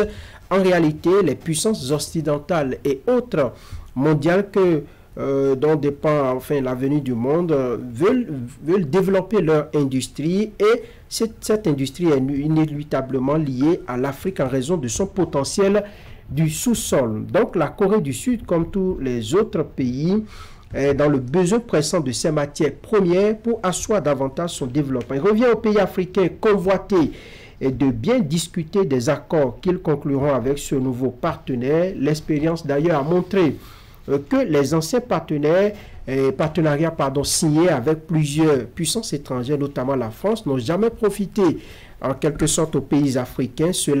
Il lui fallut cela pendant des lustres et puis pendant des années pour découvrir la supercherie qui se cache derrière ces partenariats. En principe, l'Afrique est en position de force et devrait profiter de cela pour prendre son essor sur beaucoup de plans. Mais hélas, la situation demeure ainsi parce que l'Afrique manque de volonté et surtout d'unité pendant que Séoul entretenait les délégations africaines sur les axes de partenariat qu'il entend signer et nouer avec les pays africains. La Russie, elle aussi, était dans ces nouveaux territoires conquis entre griffes pour réchauffer ses relations. Le ministre russe des Affaires étrangères, Sergei Lavrov, était en Guinée, au Congo-Brazzaville, au Burkina Faso et au Tchad. Ceci certainement pour préserver ses intérêts, mais surtout pour s'offrir des soutiens contre un bloc occidental hostile à la politique étrangère de Vladimir Poutine, de la géopolitique et de la géostratégie très offensive de la Russie qui cherche de l'espace en Afrique, notamment celui où la France est répuyée. Cette main tendue de la Corée du Sud est une opportunité, certes, à condition que les pays africains ciblés ne se jettent pas dans les bras de la Corée du Sud comme des mendiants et des nécessiteux. Il faut une collaboration saine, responsable et profitable, bénéfique pour le développement et l'économie des pays africains. Franck Arounou, merci beaucoup. Vous restez avec nous pour qu'on décline tous les contours donc, de ce sujet, cet appétit, comme je le disais, de la Corée du Sud en direction donc, du continent africain. Iluri Gaba, bonjour. Bonjour Wahab. Allez, le plateau est un peu édenté ce matin, mais on va faire avec. Vous avez écouté Franck Arounou et vous avez suivi également l'actualité où quelques jours en arrière, la Corée du Sud a invité, je dirais, bien de partenaires, où on a senti que c'est l'Afrique qui est la convoitise de ce pays. Comment vous avez vu les choses? C'est de bonne guerre parce que un pays ou un continent qui donne l'aspect d'être assez juteux, c'est normal que ça attire. Permettez que je fasse un peu une caricature. C'est comme une jeune dame qui a été déflorée, très naïve bien évidemment, qui a été déflorée dans son adolescence par un homme et qui, à un moment donné, l'homme prenait vraiment du plaisir à abuser d'elle à tout moment. Et à un moment donné, devenant belle dame, mature, parce que là, dans le temps, la naïveté a commencé par passer son cap et elle devient mature et elle se rend compte de sa beauté. Elle devient assez responsable de ce qu'elle a comme atout, que ce soit pour attirer les hommes, pour attirer l'entourage autour d'elle. Et du coup, prenant conscience de ces attraits, elle commence par connaître beaucoup de prétendants. Et l'homme là, qui entre-temps l'avait déploré dans sa jeunesse, dans sa naïveté, essaie d'éviter, essaie de faire en sorte que d'autres prétendants ne rentrent dans la course parce qu'il se dit, n'oublie pas, c'est moi qui t'ai appris les délices de la vie, c'est moi qui suis là, je dois profiter au maximum de ton corps si tu m'appartiens. Mais la jeune dame qui aujourd'hui devient beaucoup plus responsable, beaucoup plus confiante, beaucoup beaucoup plus belle et qui sait aujourd'hui que partout où elle passe, elle doit attirer les hommes.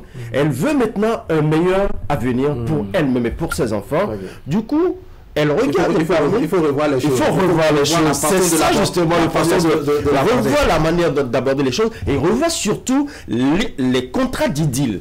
Parce que autrefois, on a profité d'elle dans sa naïveté et on a pris ce qu'on devrait lui prendre et on continue de lui prendre ce qu'on devrait lui prendre. Mais aujourd'hui, elle dit non.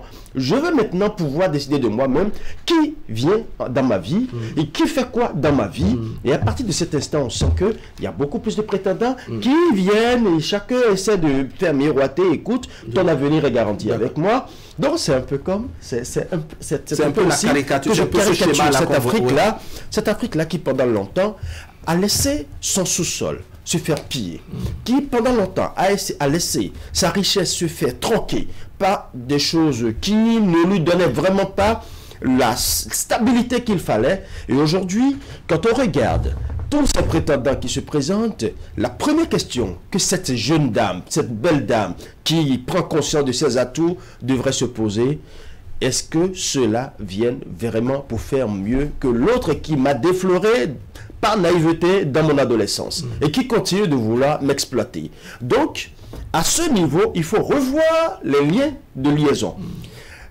Qui vient pour faire quoi dans ma vie? Parce que l'objectif de cette jeune dame, de cette belle dame qui se dit, il faut nécessairement que je me protège, que je protège mes intérêts et que je protège les intérêts de mes enfants.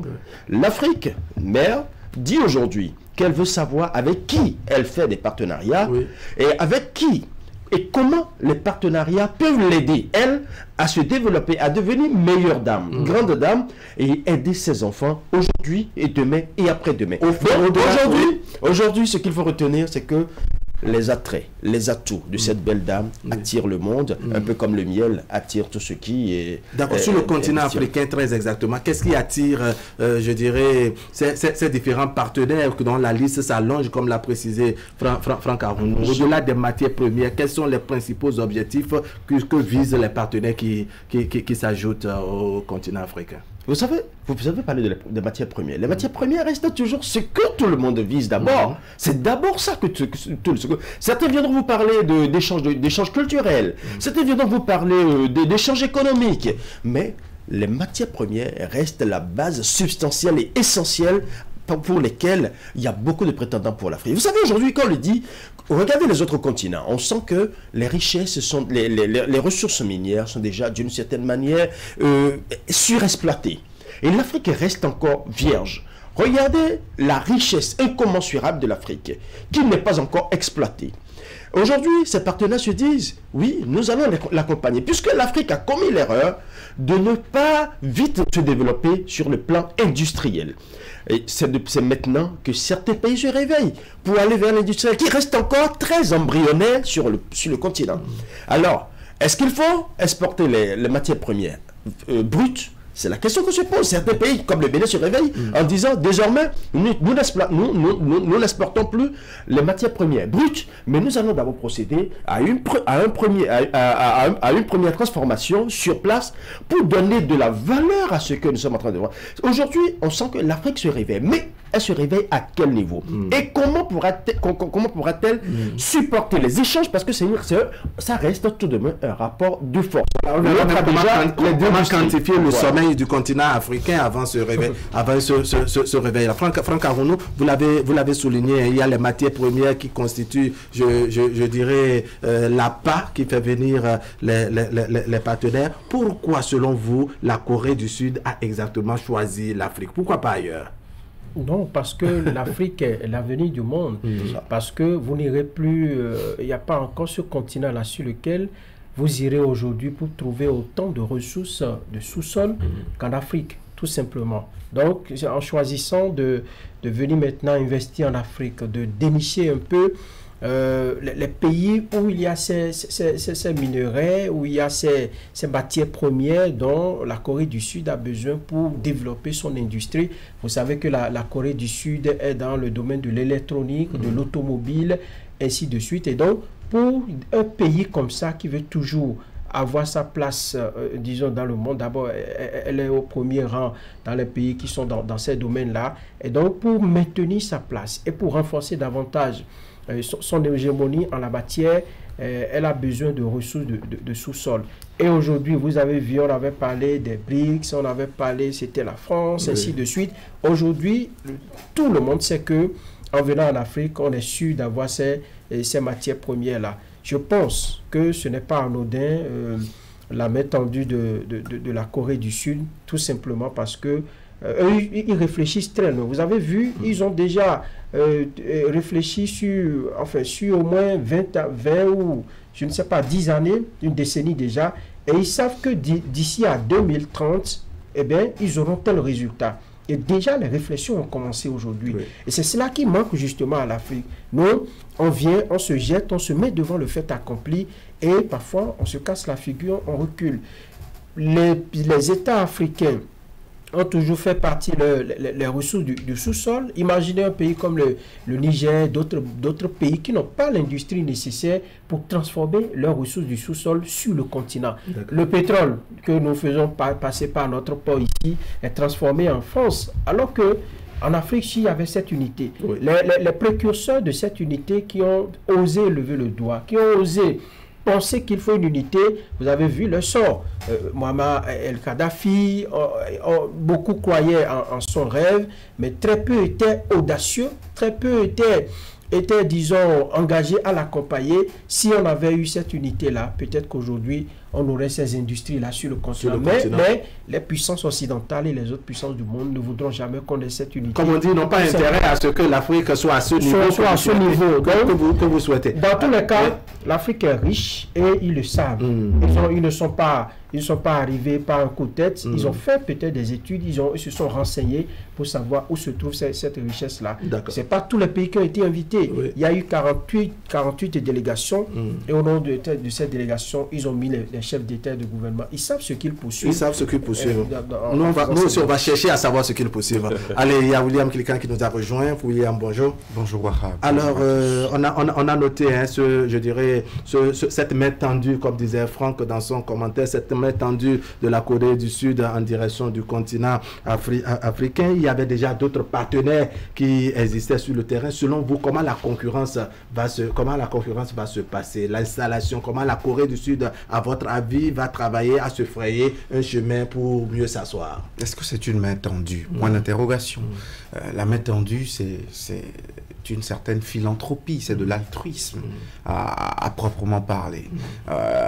Dans le concert des nations, il n'y a pas d'amis, il n'y a pas de philanthropie, c'est faux, cette histoire d'aide au développement. C'est une supercherie de haut niveau institutionnel bien organisée avec beaucoup de théories intellectuelles autour. C'est plutôt un marché d'intérêt. La Corée vient prendre sa part du gâteau, un peu comme tous ceux qui étaient déjà autour du gâteau et qui prenaient leur part, chacun en fonction de son hégémonie, de la taille de son couteau, de la taille de ses ciseaux et de la taille de ses sacs à emmagasiner.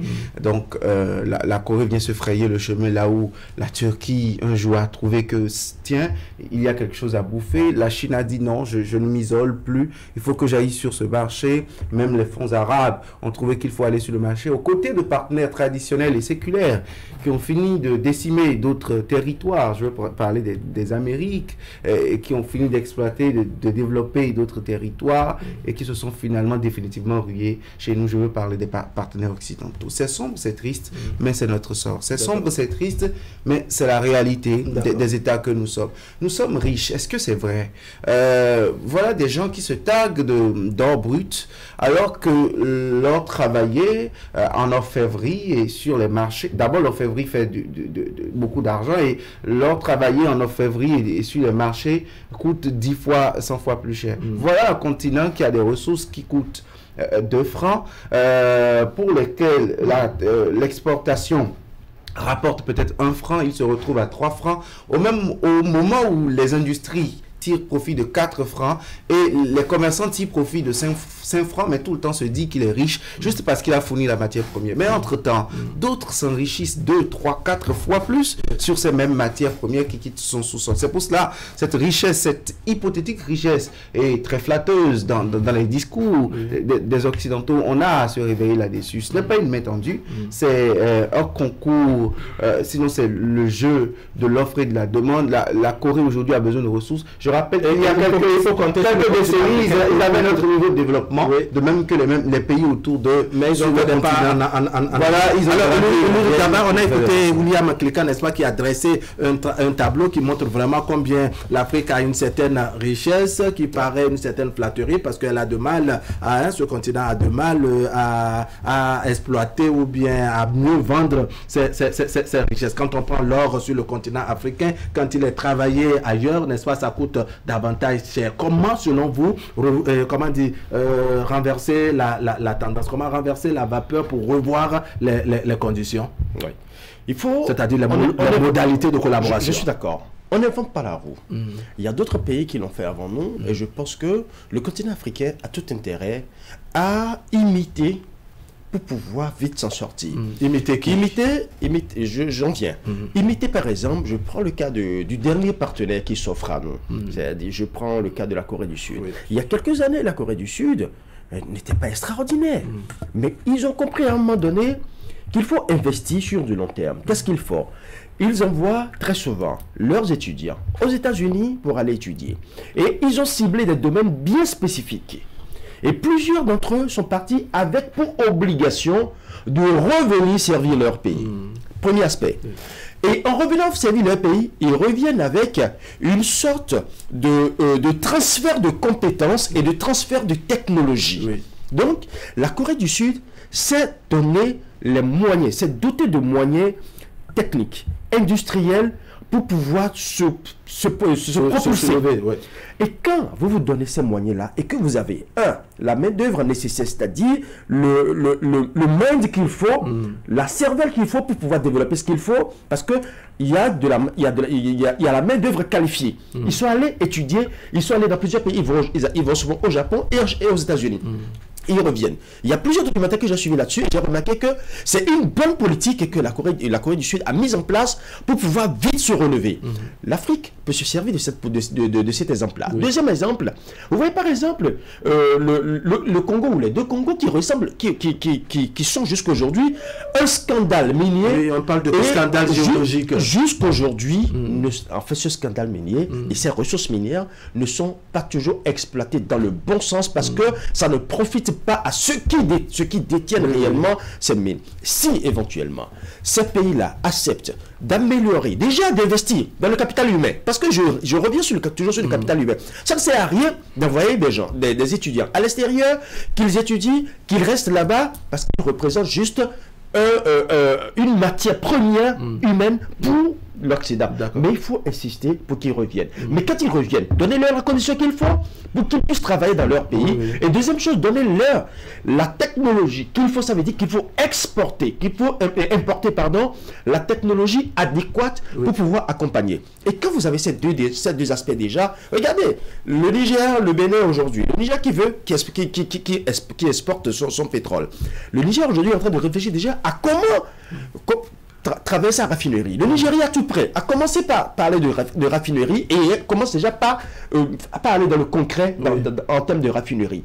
Si chaque pays africain commence déjà par travailler sa matière première, commence déjà par donner de la valeur à ce qu'il envoie à l'extérieur, je pense qu'on aurait déjà fait un pas. Et le deuxième pas serait qu'on voit dans quelle mesure. Parce qu'aujourd'hui, si les autres viennent vers nous, ce n'est pas parce que, William l'a dit, ce n'est pas parce qu'ils sont de bons donateurs, c'est une main tendue, une main gracieuse. Non, c'est pas une main gracieuse, mais c'est une main qui donne et qui prend deux mains pour recevoir. C'est une main sans doute couverte de gants de velours. Mais oui, ça c'est clair. Donc il faut faire en sorte qu'aujourd'hui, il y a d'abord formation, c'est-à-dire qu'on investit sur le capital humain, qu'on aille voir là où on peut vraiment dénicher. Et ça veut dire que c'est une politique à long terme. On ne va pas se dire, j'ai 5 ans à faire, pendant les 5 ans, je dois donner ce résultat. C'est faux, ça ne marchera pas. Il faut une politique à long terme sur du 10, du 15, du 20, du 30 ans. D'accord. Alors, je reviens vers vous, William Clicquot, très rapidement. Est-ce que ne sentez pas que cette description de Ulrich Gaba en ce qui concerne, je dirais, le capital humain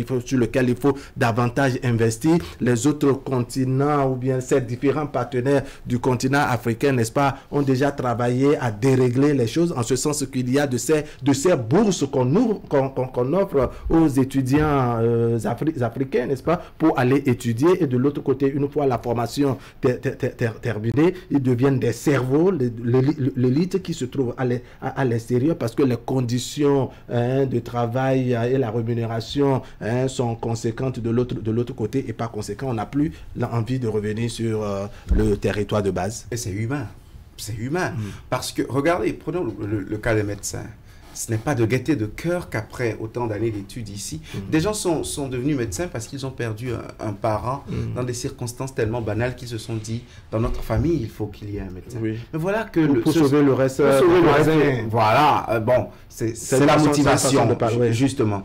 Mais regardez, que quand ils finissent leur formation très brillants qu'ils sont, ce n'est pas de gaieté de cœur quand un petit détour, je ne sais pas où, ils trouvent que le plateau technique est 10 000 fois meilleur, la rémunération, les mesures incitatives.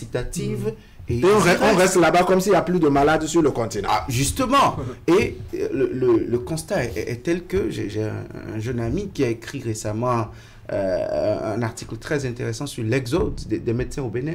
Quand vous vous délectez de cette lecture, vous vous rendez compte que les causes flagrantes et perceptibles que nous disons à longueur de journée ne sont pas les causes profondes. Il y a d'autres mots. Et ça, ce dérèglement dont vous avez parlé, Wahab, il est même ancré dans nos sociétés. Ce n'est pas que nos bourses, telles qu'on les envoie, n'ont pas de mécanisme coercitif imposant des retours au pays. Mais des gens trouvent des voies de contournement. Et les pays hospitaliers aident ces derniers à séjourner beaucoup plus qu'il ne le faut. Ce que la Corée du Sud a fait et dont Ulrich parle, c'est ça que la Chine a fait dans l'automobile. Beaucoup de puissances ont adopté cette méthode. Et ça, vous parlez du capital humain. Laissez-moi vous parler des moyens. Au Congo, je veux parler du Congo démocratique. On refuse de donner les armes à Tshisekedi pour être maître de son territoire, aidant son rival à démanteler le territoire pour leur paillage, pour les ressources minières, et au nom de ça, on parle d'une supposée aide. En fait, ça, c'est le contrat de l'Occident. On vous donne toujours le poisson tant que vous en avez besoin. Parfois, ce n'est pas en quantité, parfois, c'est en une certaine quantité. Mais jamais vous ne pêchez, jamais vous ne savez même comment si vous savez nager. Même si vous savez nager, on ne vous apprendra pas à pêcher. Alors, ça, le contrat. C'est pour ça qu'il faut se relayer, justement. Oui, alors, Franck Arounou, comment vraiment travailler, n'est-ce pas, pour revoir les modalités de collaboration de manière à ce que ce nouveau partenariat puisse profiter à l'Afrique de façon générale? Non, moi je pense que nous sommes encore un peu loin, parce qu'aujourd'hui... Mais est-ce qu'il faut au moins rêver? Oui, il faut rêver, et cela passe par des décisions fortes que nous devons prendre en Afrique. Mais qui sont ceux qui doivent prendre? On vous dira facilement les dirigeants. Oui, les dirigeants, d'accord. Aux dirigeants de voir comment, je dirais, rendre un peu métallique les modalités de collaboration. Oui, lorsqu'on appose les signatures au bas des documents, il faut tenir compte de ce qui est inscrit dedans. Les clauses, en quelque sorte. Les dirigeants, mais est-ce que ces dirigeants-là ont vraiment les coups de franche pour agir? Il y a d'abord la politique en interne, il y a d'abord parfois certains dirigeants qui eux-mêmes s'acoquinent tellement avec les puissances étrangères, ils ont pratiquement leur biberon dans les mains de ces puissances-là. Ils doivent le mandat. Voilà, ils doivent le mandat à ces puissances-là. Et ils restent. Finalement, ils ont l'accord de groupe. Ne dites pas à Faure Yacine d'imposer quelque chose dans un contrat de développement avec la France ou je ne sais quel État. Je ne coupe pas Franck, mais quelqu'un qui met toute la communauté internationale et la sous-région dans un mutisme séculaire pour créer les plus grands scandales de droit constitutionnel qui puissent exister dans le siècle présent. Ne dites pas à un monsieur comme ça de croiser droit dans les yeux. Finalement, vous avez coupé Franck. Vous avez coupé Franck. Je reprends. Vous avez le et qui peut, pour corroborer ce que William a dit, et qui peut par exemple être reçu à l'Élysée. Oui, et dans d'autres capitales occidentales. Voilà, et on applaudit. Donc tant que l'Afrique ne va pas changer un peu de mentalité, Parce que tout part de la gestion politique, en fait. Lorsque vous n'avez pas une politique structurée, une politique qui respecte un peu les lois de la République, qui respecte un peu les peuples, vous allez voir que ça... Le Nigeria est riche, mais la guerre dans certaines zones, dans certaines régions du Nigeria, cette guerre-là n'a jamais cessé. Oui. Parce qu'on sent la redistribution. Et on dirait que certains ont intérêt à ce que cette guerre-là continue. Évidemment. Évidemment. Parce que nous ne fabriquons pas l'arme. Les gens sont frustrés. Les gens ils ne supportent pas le fait que, par exemple, c'est eux qui fournissent plus d'efforts, mais lorsqu'il s'agit de redistribuer la richesse, ça va dans les poches de ceux qui étaient restés un peu les bras croisés. De ceux qui sont restés, et il y a une certaine...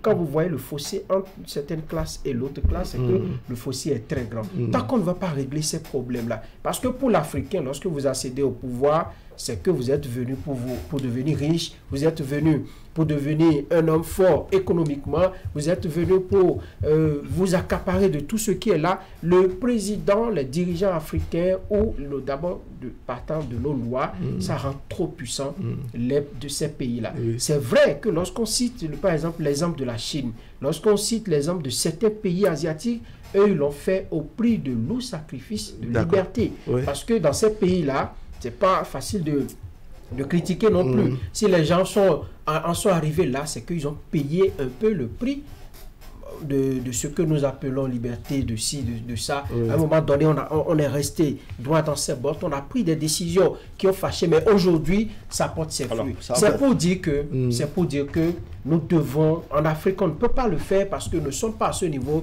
de développement. Nous devons chercher le juste milieu pour savoir que nous sommes riches, c'est vrai, et surtout... Il faut savoir comment exploiter ces... Il faut savoir comment exploiter. Pour terminer, et entre les pays africains, il faut qu'on se dise certaines vérités. Le tout ne suffit pas pour un pays, un président africain de faire une visite de travail dans un pays, il revient et l'autre vient le visiter. On dit qu'on a signé des accords, on ne voit jamais ces accords-là se concrétiser. Et puis on est dedans depuis des années, depuis des siècles. Ça ne nous avantage pas. Alors j'avais prévu qu'on parle d'un autre sujet, hein, la capacité de résilience de la ville de Cotonou, n'est-ce pas, face au plus. Vous savez qu'il y a le plus sur le littoral et un peu partout sur le territoire national. Mais je sens qu'il y a beaucoup de choses à dire sur cette thématique. Donc si vous permettez, on va remettre ce sujet à demain. Le temps, je dirais, de bien décortiquer le sujet en cours, n'est-ce pas, sur cette convoitise du reste du monde sur le continent africain. Alors on a écouté Franck Aounou. Hein. Est-ce que vous ne pensez pas que une fois qu'on parle de, je dirais, de la formation du capital humain et autres, avec cette description de Franck Aounou, il faudrait également peut-être créer une école de formation de nos dirigeants de manière à ce qu'ils prennent, je ne sais pas, de manière à ce que leur degré de responsabilité puisse être davantage engagé une fois qu'ils s'assiedent sur le siège en tout cas dans les fauteuils présidentiels de leurs différentes nations. Les leaders ou les vrais leaders, ça ne manque pas en Afrique. Vous savez, ça ne manque pas. Mais ils paraissent minoritaires. Hein? Non, ils ne sont pas minoritaires. Juste que certains très vite vont sceller certains pactes pour se faire imposer par d'autres puissances. Du coup, c'est eux qui deviennent les maîtres à tout gérer. Oui, alors comment corriger tout cela? Éviter qu'on contourne pour déséquilibrer le continent. Je vais vous donner juste une caricature pour que vous compreniez un peu. J'ai eu la chance de visiter la Libye sous Kadhafi. D'accord. Et sans vous mentir, je ne peux même pas dire si la Libye, en ce moment, avait quelque chose à envier au pays que beaucoup d'Africains connaissent très bien, la France. Moi, je le dis, et je le dis fermement, je le dis de façon péremptoire. J'ai vu ces deux pays, j'ai circulé dans ces deux pays. Je dis, j'ai vu la Libye sous un angle assez intéressant. Ouais. J'ai vu aussi ce que c'est que la France. Et je me suis dit, quand je vais à Tripoli, par exemple, c'est comme si j'étais à Paris. D'accord? À quelques exceptions près, peut-être des immeubles et autres, mais à quelques exceptions près, et minimum alors, s'il vous plaît. Ce qui me fait comprendre que, aujourd'hui, quand vous allez en Libye, observez ce que vous avez comme schéma, avec la destruction de tout ce qui a été fait.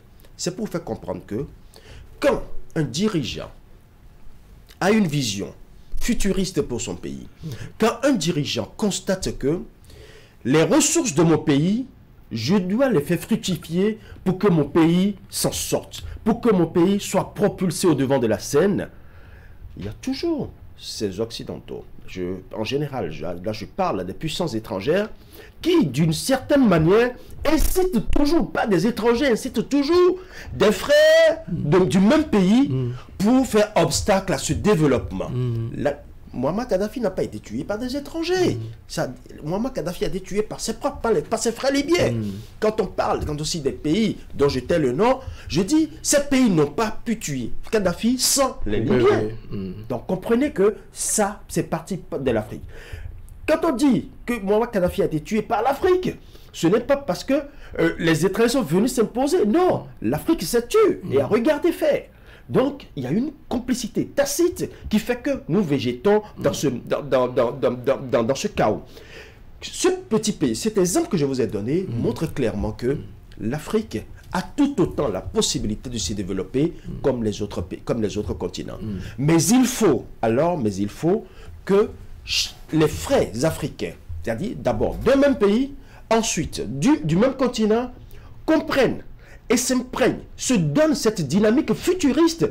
Et Franck l'a dit tout à l'heure, quand on veut atteindre ces genres d'épanouissement, il y a parfois une certaine concession à faire, et cette concession, ça fait partie aussi parfois des libertés, parfois qu'on dit opprimées et autres, tout ça, mais qu'on le veuille ou non, il y a un sacrifice. Chaque développement, chaque réussite a un sacrifice. Est-ce que l'Afrique est prête à payer ce sacrifice-là? C'est la question que nous devons nous poser. D'accord. Alors, William, la belle question que vous avez faite à propos des leaders, deux volets d'analyse.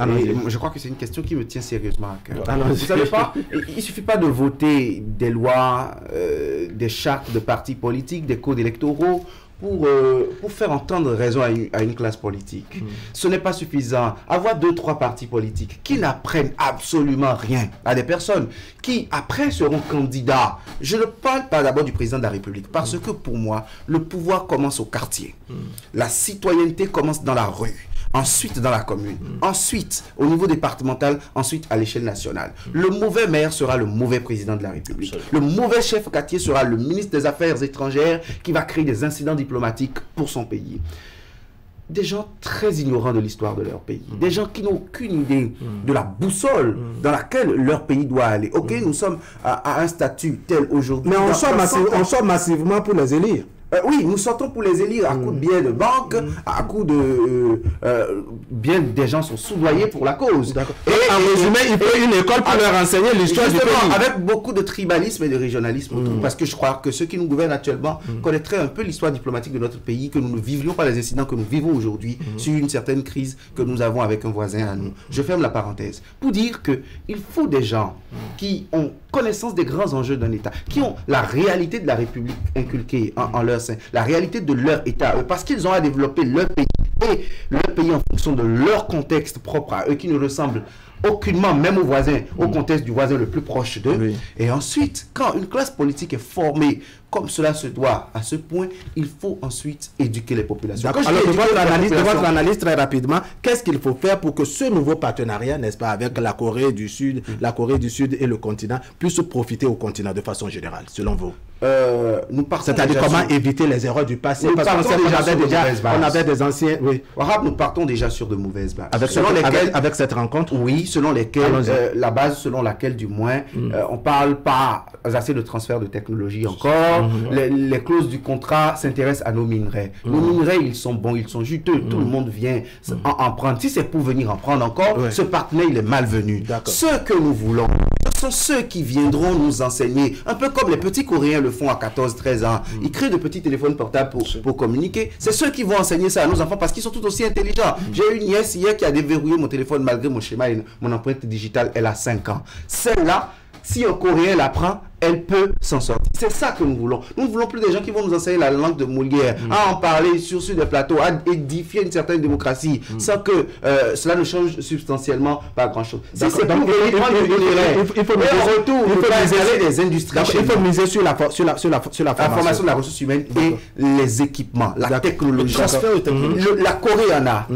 Vous ne savez pas combien de grandes marques du monde sont installées en Corée en matière de technologie. Qu'on envoie ne serait-ce que des annexes sur place, que nos petits filles qui sortent d'IFRI, l'école du numérique qu'on est en train d'installer aujourd'hui au Bénin, nos jeunes gens qui ont les compétences dans ces domaines-là, frottent avec les Coréens, apprennent les choses, aillent sur les scènes mondiales et se positionnent également. C'est ce que nous voulons. Et c'est pareil, en technologie comme en pétrole. Dangote sort la plus grande raffinerie d'Afrique. Ça n'intéresse pas encore. Les contrats de pétrole continuent d'aller dans des raffineries aux États-Unis, en France. Cela n'intéresse pas nos chefs d'État. Si c'est pour aller se faire prendre sur le perron de l'Élysée en photo, c'est ça qui les intéresse. Alors, vraiment que nos gouvernants en aient la connaissance. Et pour rapidement, pour que cela ne m'échappe pas, sur la question de leadership dont je parlais tout à l'heure, la question me préoccupe d'autant plus que ces mêmes Occidentaux aujourd'hui forment de nouvelles générations de leaders dans nos pays, leur enseignent la démocratie, les droits de l'homme. On est d'accord avec tout ça.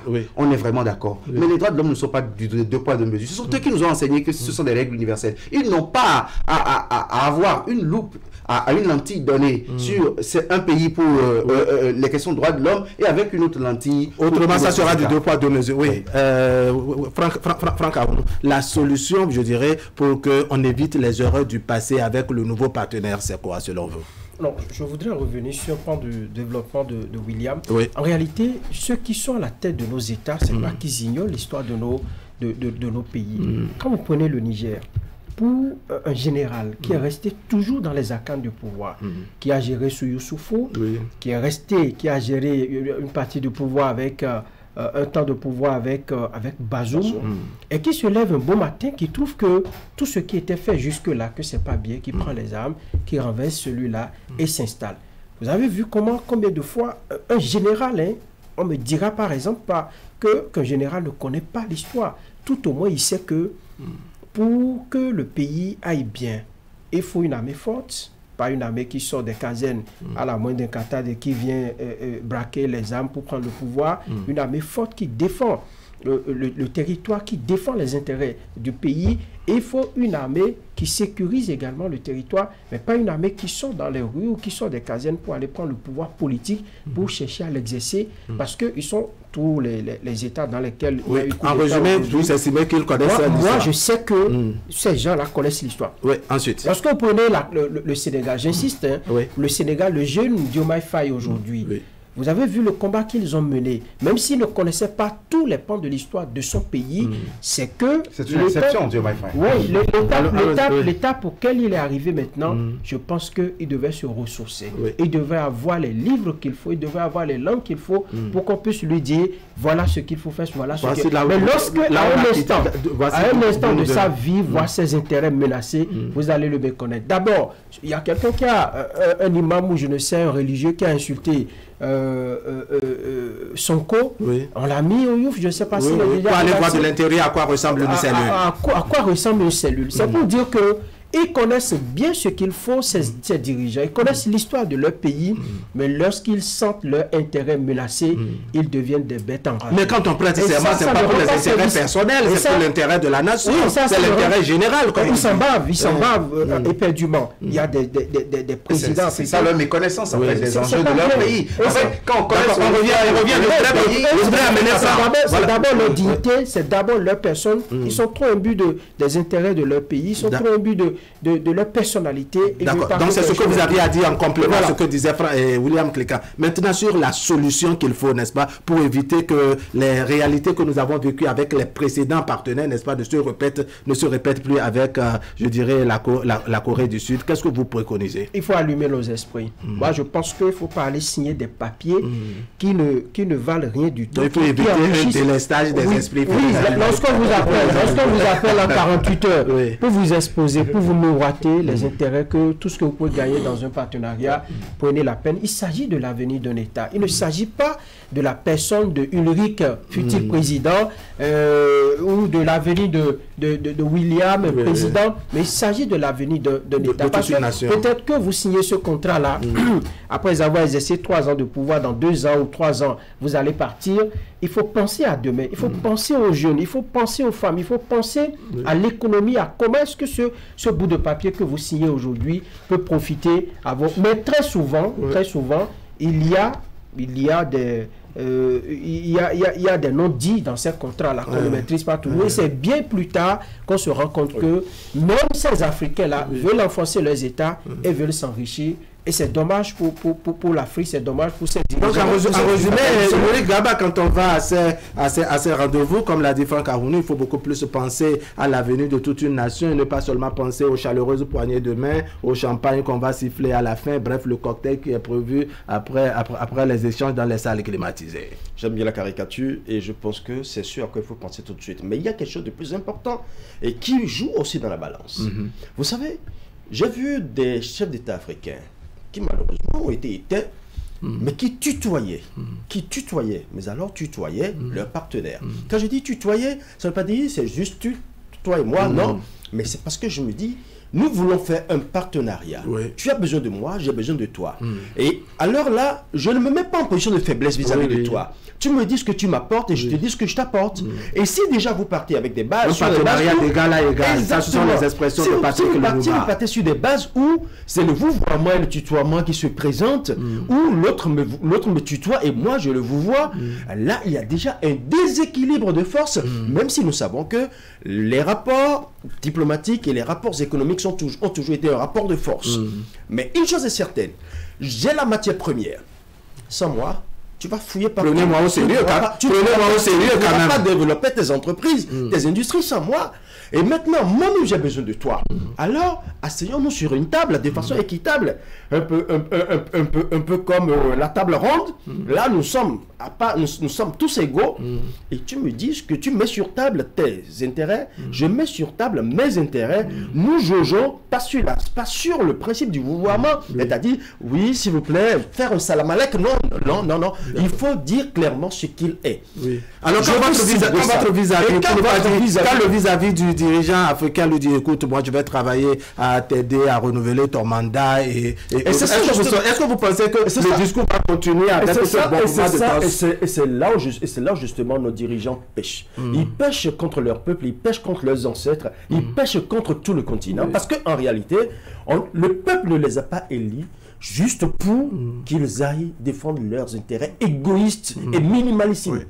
Donc, il faut que certains leur rappellent que, est-ce qu'en vrai, c'est le peuple qui les aide? Merci. Est-ce qu'ils savent ce à qui? Voilà encore un autre facteur qui joue aussi. Donc, ce qui veut dire que quand un dirigeant pense véritablement... J'ai vu un président africain dont j'étais le nom, qui à un moment donné a commencé par nationaliser les réserves de l'État et les étrangers qui avaient pratiquement la plupart de ces États que vous connaissez très bien. À un moment donné, on commençait par le traité du président tyran, du président ci ou ça. À un moment donné, il a forcé la main à tous ces étrangers-là et il a commencé par redistribuer la terre aux nationaux, aux fils du pays. À un moment donné, vous voyez, quand ce genre de choses arrivent, ce sont les mêmes nationaux à qui on est en train de faire cette redistribution qui sont utilisés contre ses propres chefs d'État. Donc ce qui veut dire que la balle est dans le camp des Africains eux-mêmes. D'abord au niveau du peuple qui doit comprendre que ces dirigeants contre lesquels nous levons la main ou contre lesquels nous levons les armes, est-ce qu'ils respectent les principes pour lesquels ils sont élus? S'ils respectent, alors accompagnons-les. Du côté des dirigeants, il faut qu'ils comprennent que le peuple m'a mis à cette place-là pour penser au futur de ce pays. Alors, s'ils doivent sceller des contrats, ils doivent les sceller pas pour leurs propres intérêts égoïstes, parce que c'est vrai qu'ils sont là pour l'instant. Il y en a qui se disent même, non, dans 5 ans ou dans 10 ans, je ne serai plus là. Tout ce que je ferai aujourd'hui, c'est quelqu'un d'autre qui viendra ramasser les lauriers. Alors ils se disent... Alors que les lauriers, en principe, devraient être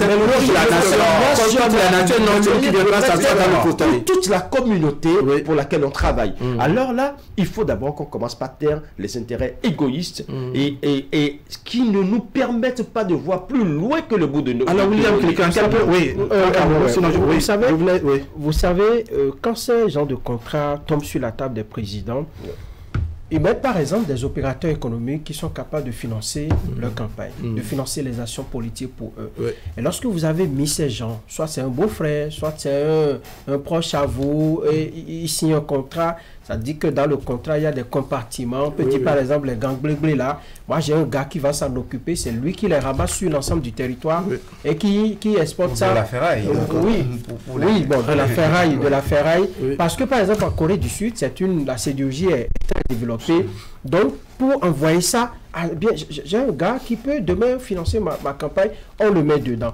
Lorsque vous mettez ces gens de personnes, lorsque vous ne signez pas des contrats pour faire profiter à la nation entière, c'est que vous avez les mains liées. Voilà. Lorsqu'il y aura problème, vous êtes incapable, par exemple, de rompre le contrat ou de dire attention, ça ne nous profite plus. Parce que vous, indirectement, ça vous profite. Vous savez que si vous signez le contrat, voire votre nom quelque part, ça peut vous rattraper. Donc, on ne passe pas personne interposée pour profiter soi-même de ce contrat-là. Et la plupart du cas, c'est des scandales qu'on apprend bien plus tard, qui éclaboussent certains chefs d'État et qui mettent à mal des intérêts de tout. D'accord. Alors, c'est Émeric Gaba qui a parlé tout à l'heure de tyran. Je crois que vous n'allez pas m'appeler un tyran avec cette dictature. Avec cette dictature du temps. On va suivre maintenant, n'est-ce pas, le Bénin en 7 jours. Le Bénin en 7 jours, la synthèse, n'est-ce pas, de l'actualité vue par la rédaction de Canal 3 Bénin ces 7 derniers jours au Bénin. Et puis, il y a Clément Achadé qui a feuilleté pour nous les informations dans les colonnes des quotidiens parus ce lundi. C'est la revue de presse. C'est sur ces 2 détails, n'est-ce pas, que nous allons nous dire au revoir et se donner rendez-vous pour demain. Demain, nous allons partager le reste de l'actualité avec nos téléspectateurs. Allez, mesdames, messieurs, portez-vous bien.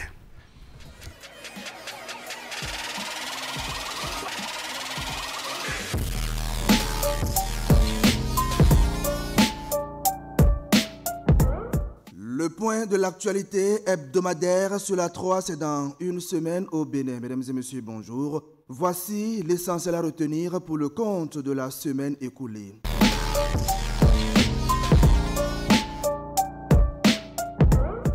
« 124 860 candidats, dont 61 696 filles et 63 164 garçons planchent dès ce lundi 10 juin 2024 pour le compte de l'examen du BEPC session de juin 2024.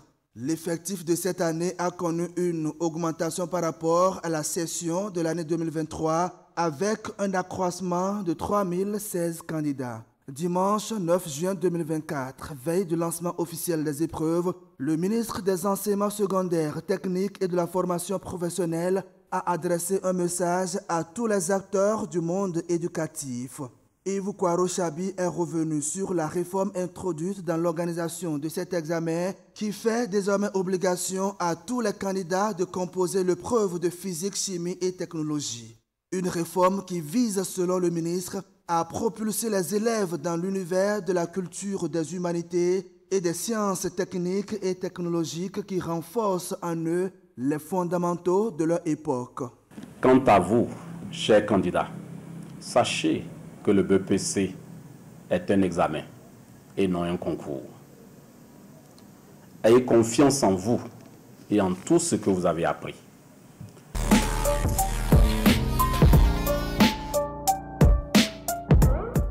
Cinq Nigériens interpellés sur le site de la station terminale de la société chinoise WAPCO à Semepoji. Ils seraient des agents au service des militaires au pouvoir à Niamey qui se seraient frauduleusement introduits sur le site de l'entreprise. Ils auraient dissimulé leur vraie identité en se présentant comme des agents de la structure chinoise en service au Niger. Pour situer les uns et les autres dans cette affaire, le procureur spécial près la Criette a donné les premiers éléments sur cette affaire. Selon Mario Metonou, ces personnes se sont fait confectionner pour la circonstance de faux badges d'employés de WAPCO Niger. Les investigations sont en cours pour déterminer les motivations réelles de leur intrusion dans un contexte d'informations récurrentes sur la planification d'actes d'atteinte à la sûreté de l'État béninois. À l'étape actuelle, l'enquête a formellement établi qu'au moins 2 parmi ces personnes sont des agents nigériens au service du Conseil national pour la sauvegarde de la patrie CNSP.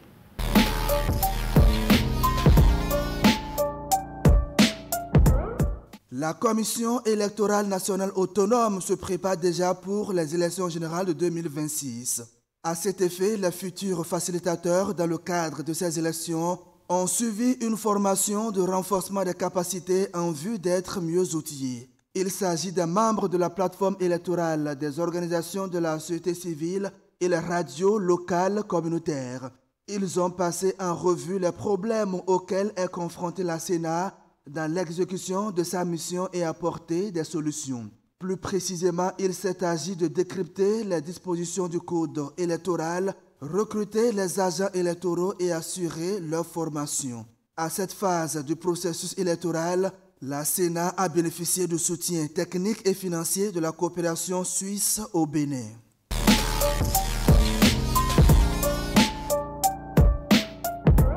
Le projet mis à l'échelle d'une riziculture résiliente au climat en Afrique de l'Ouest a été officiellement lancé le jeudi 6 juin 2024 à Cotonou. Son objectif est d'adopter une approche innovante pour booster la production du riz au Bénin. Une initiative sous-régionale qui prend en compte 16 pays de l'Afrique de l'Ouest dont le Bénin. À l'Institut national de recherche agricole du Bénin, les acteurs du monde agricole ont été bien informés sur les différentes techniques de l'exécution de ce projet. L'atelier de lancement du projet a été présidé par le secrétaire général du ministère de l'Agriculture, de l'Élevage et de la Pêche. Selon Innocent Togla, compte tenu de son importance socio-économique, le gouvernement du Bénin, dans son programme d'action, a décidé de faire de la filière riz une filière attractive et a pris l'option d'un investissement à grande envergure pour assurer son développement.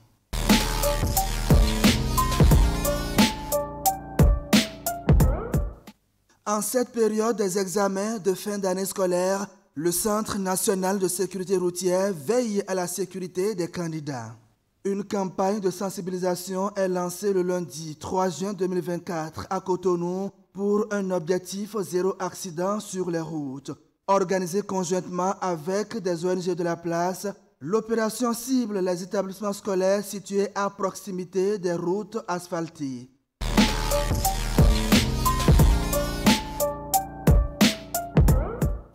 Ainsi se résument les faits ayant marqué la semaine écoulée. Merci de votre aimable attention. À lundi prochain pour un autre point de l'actualité hebdomadaire.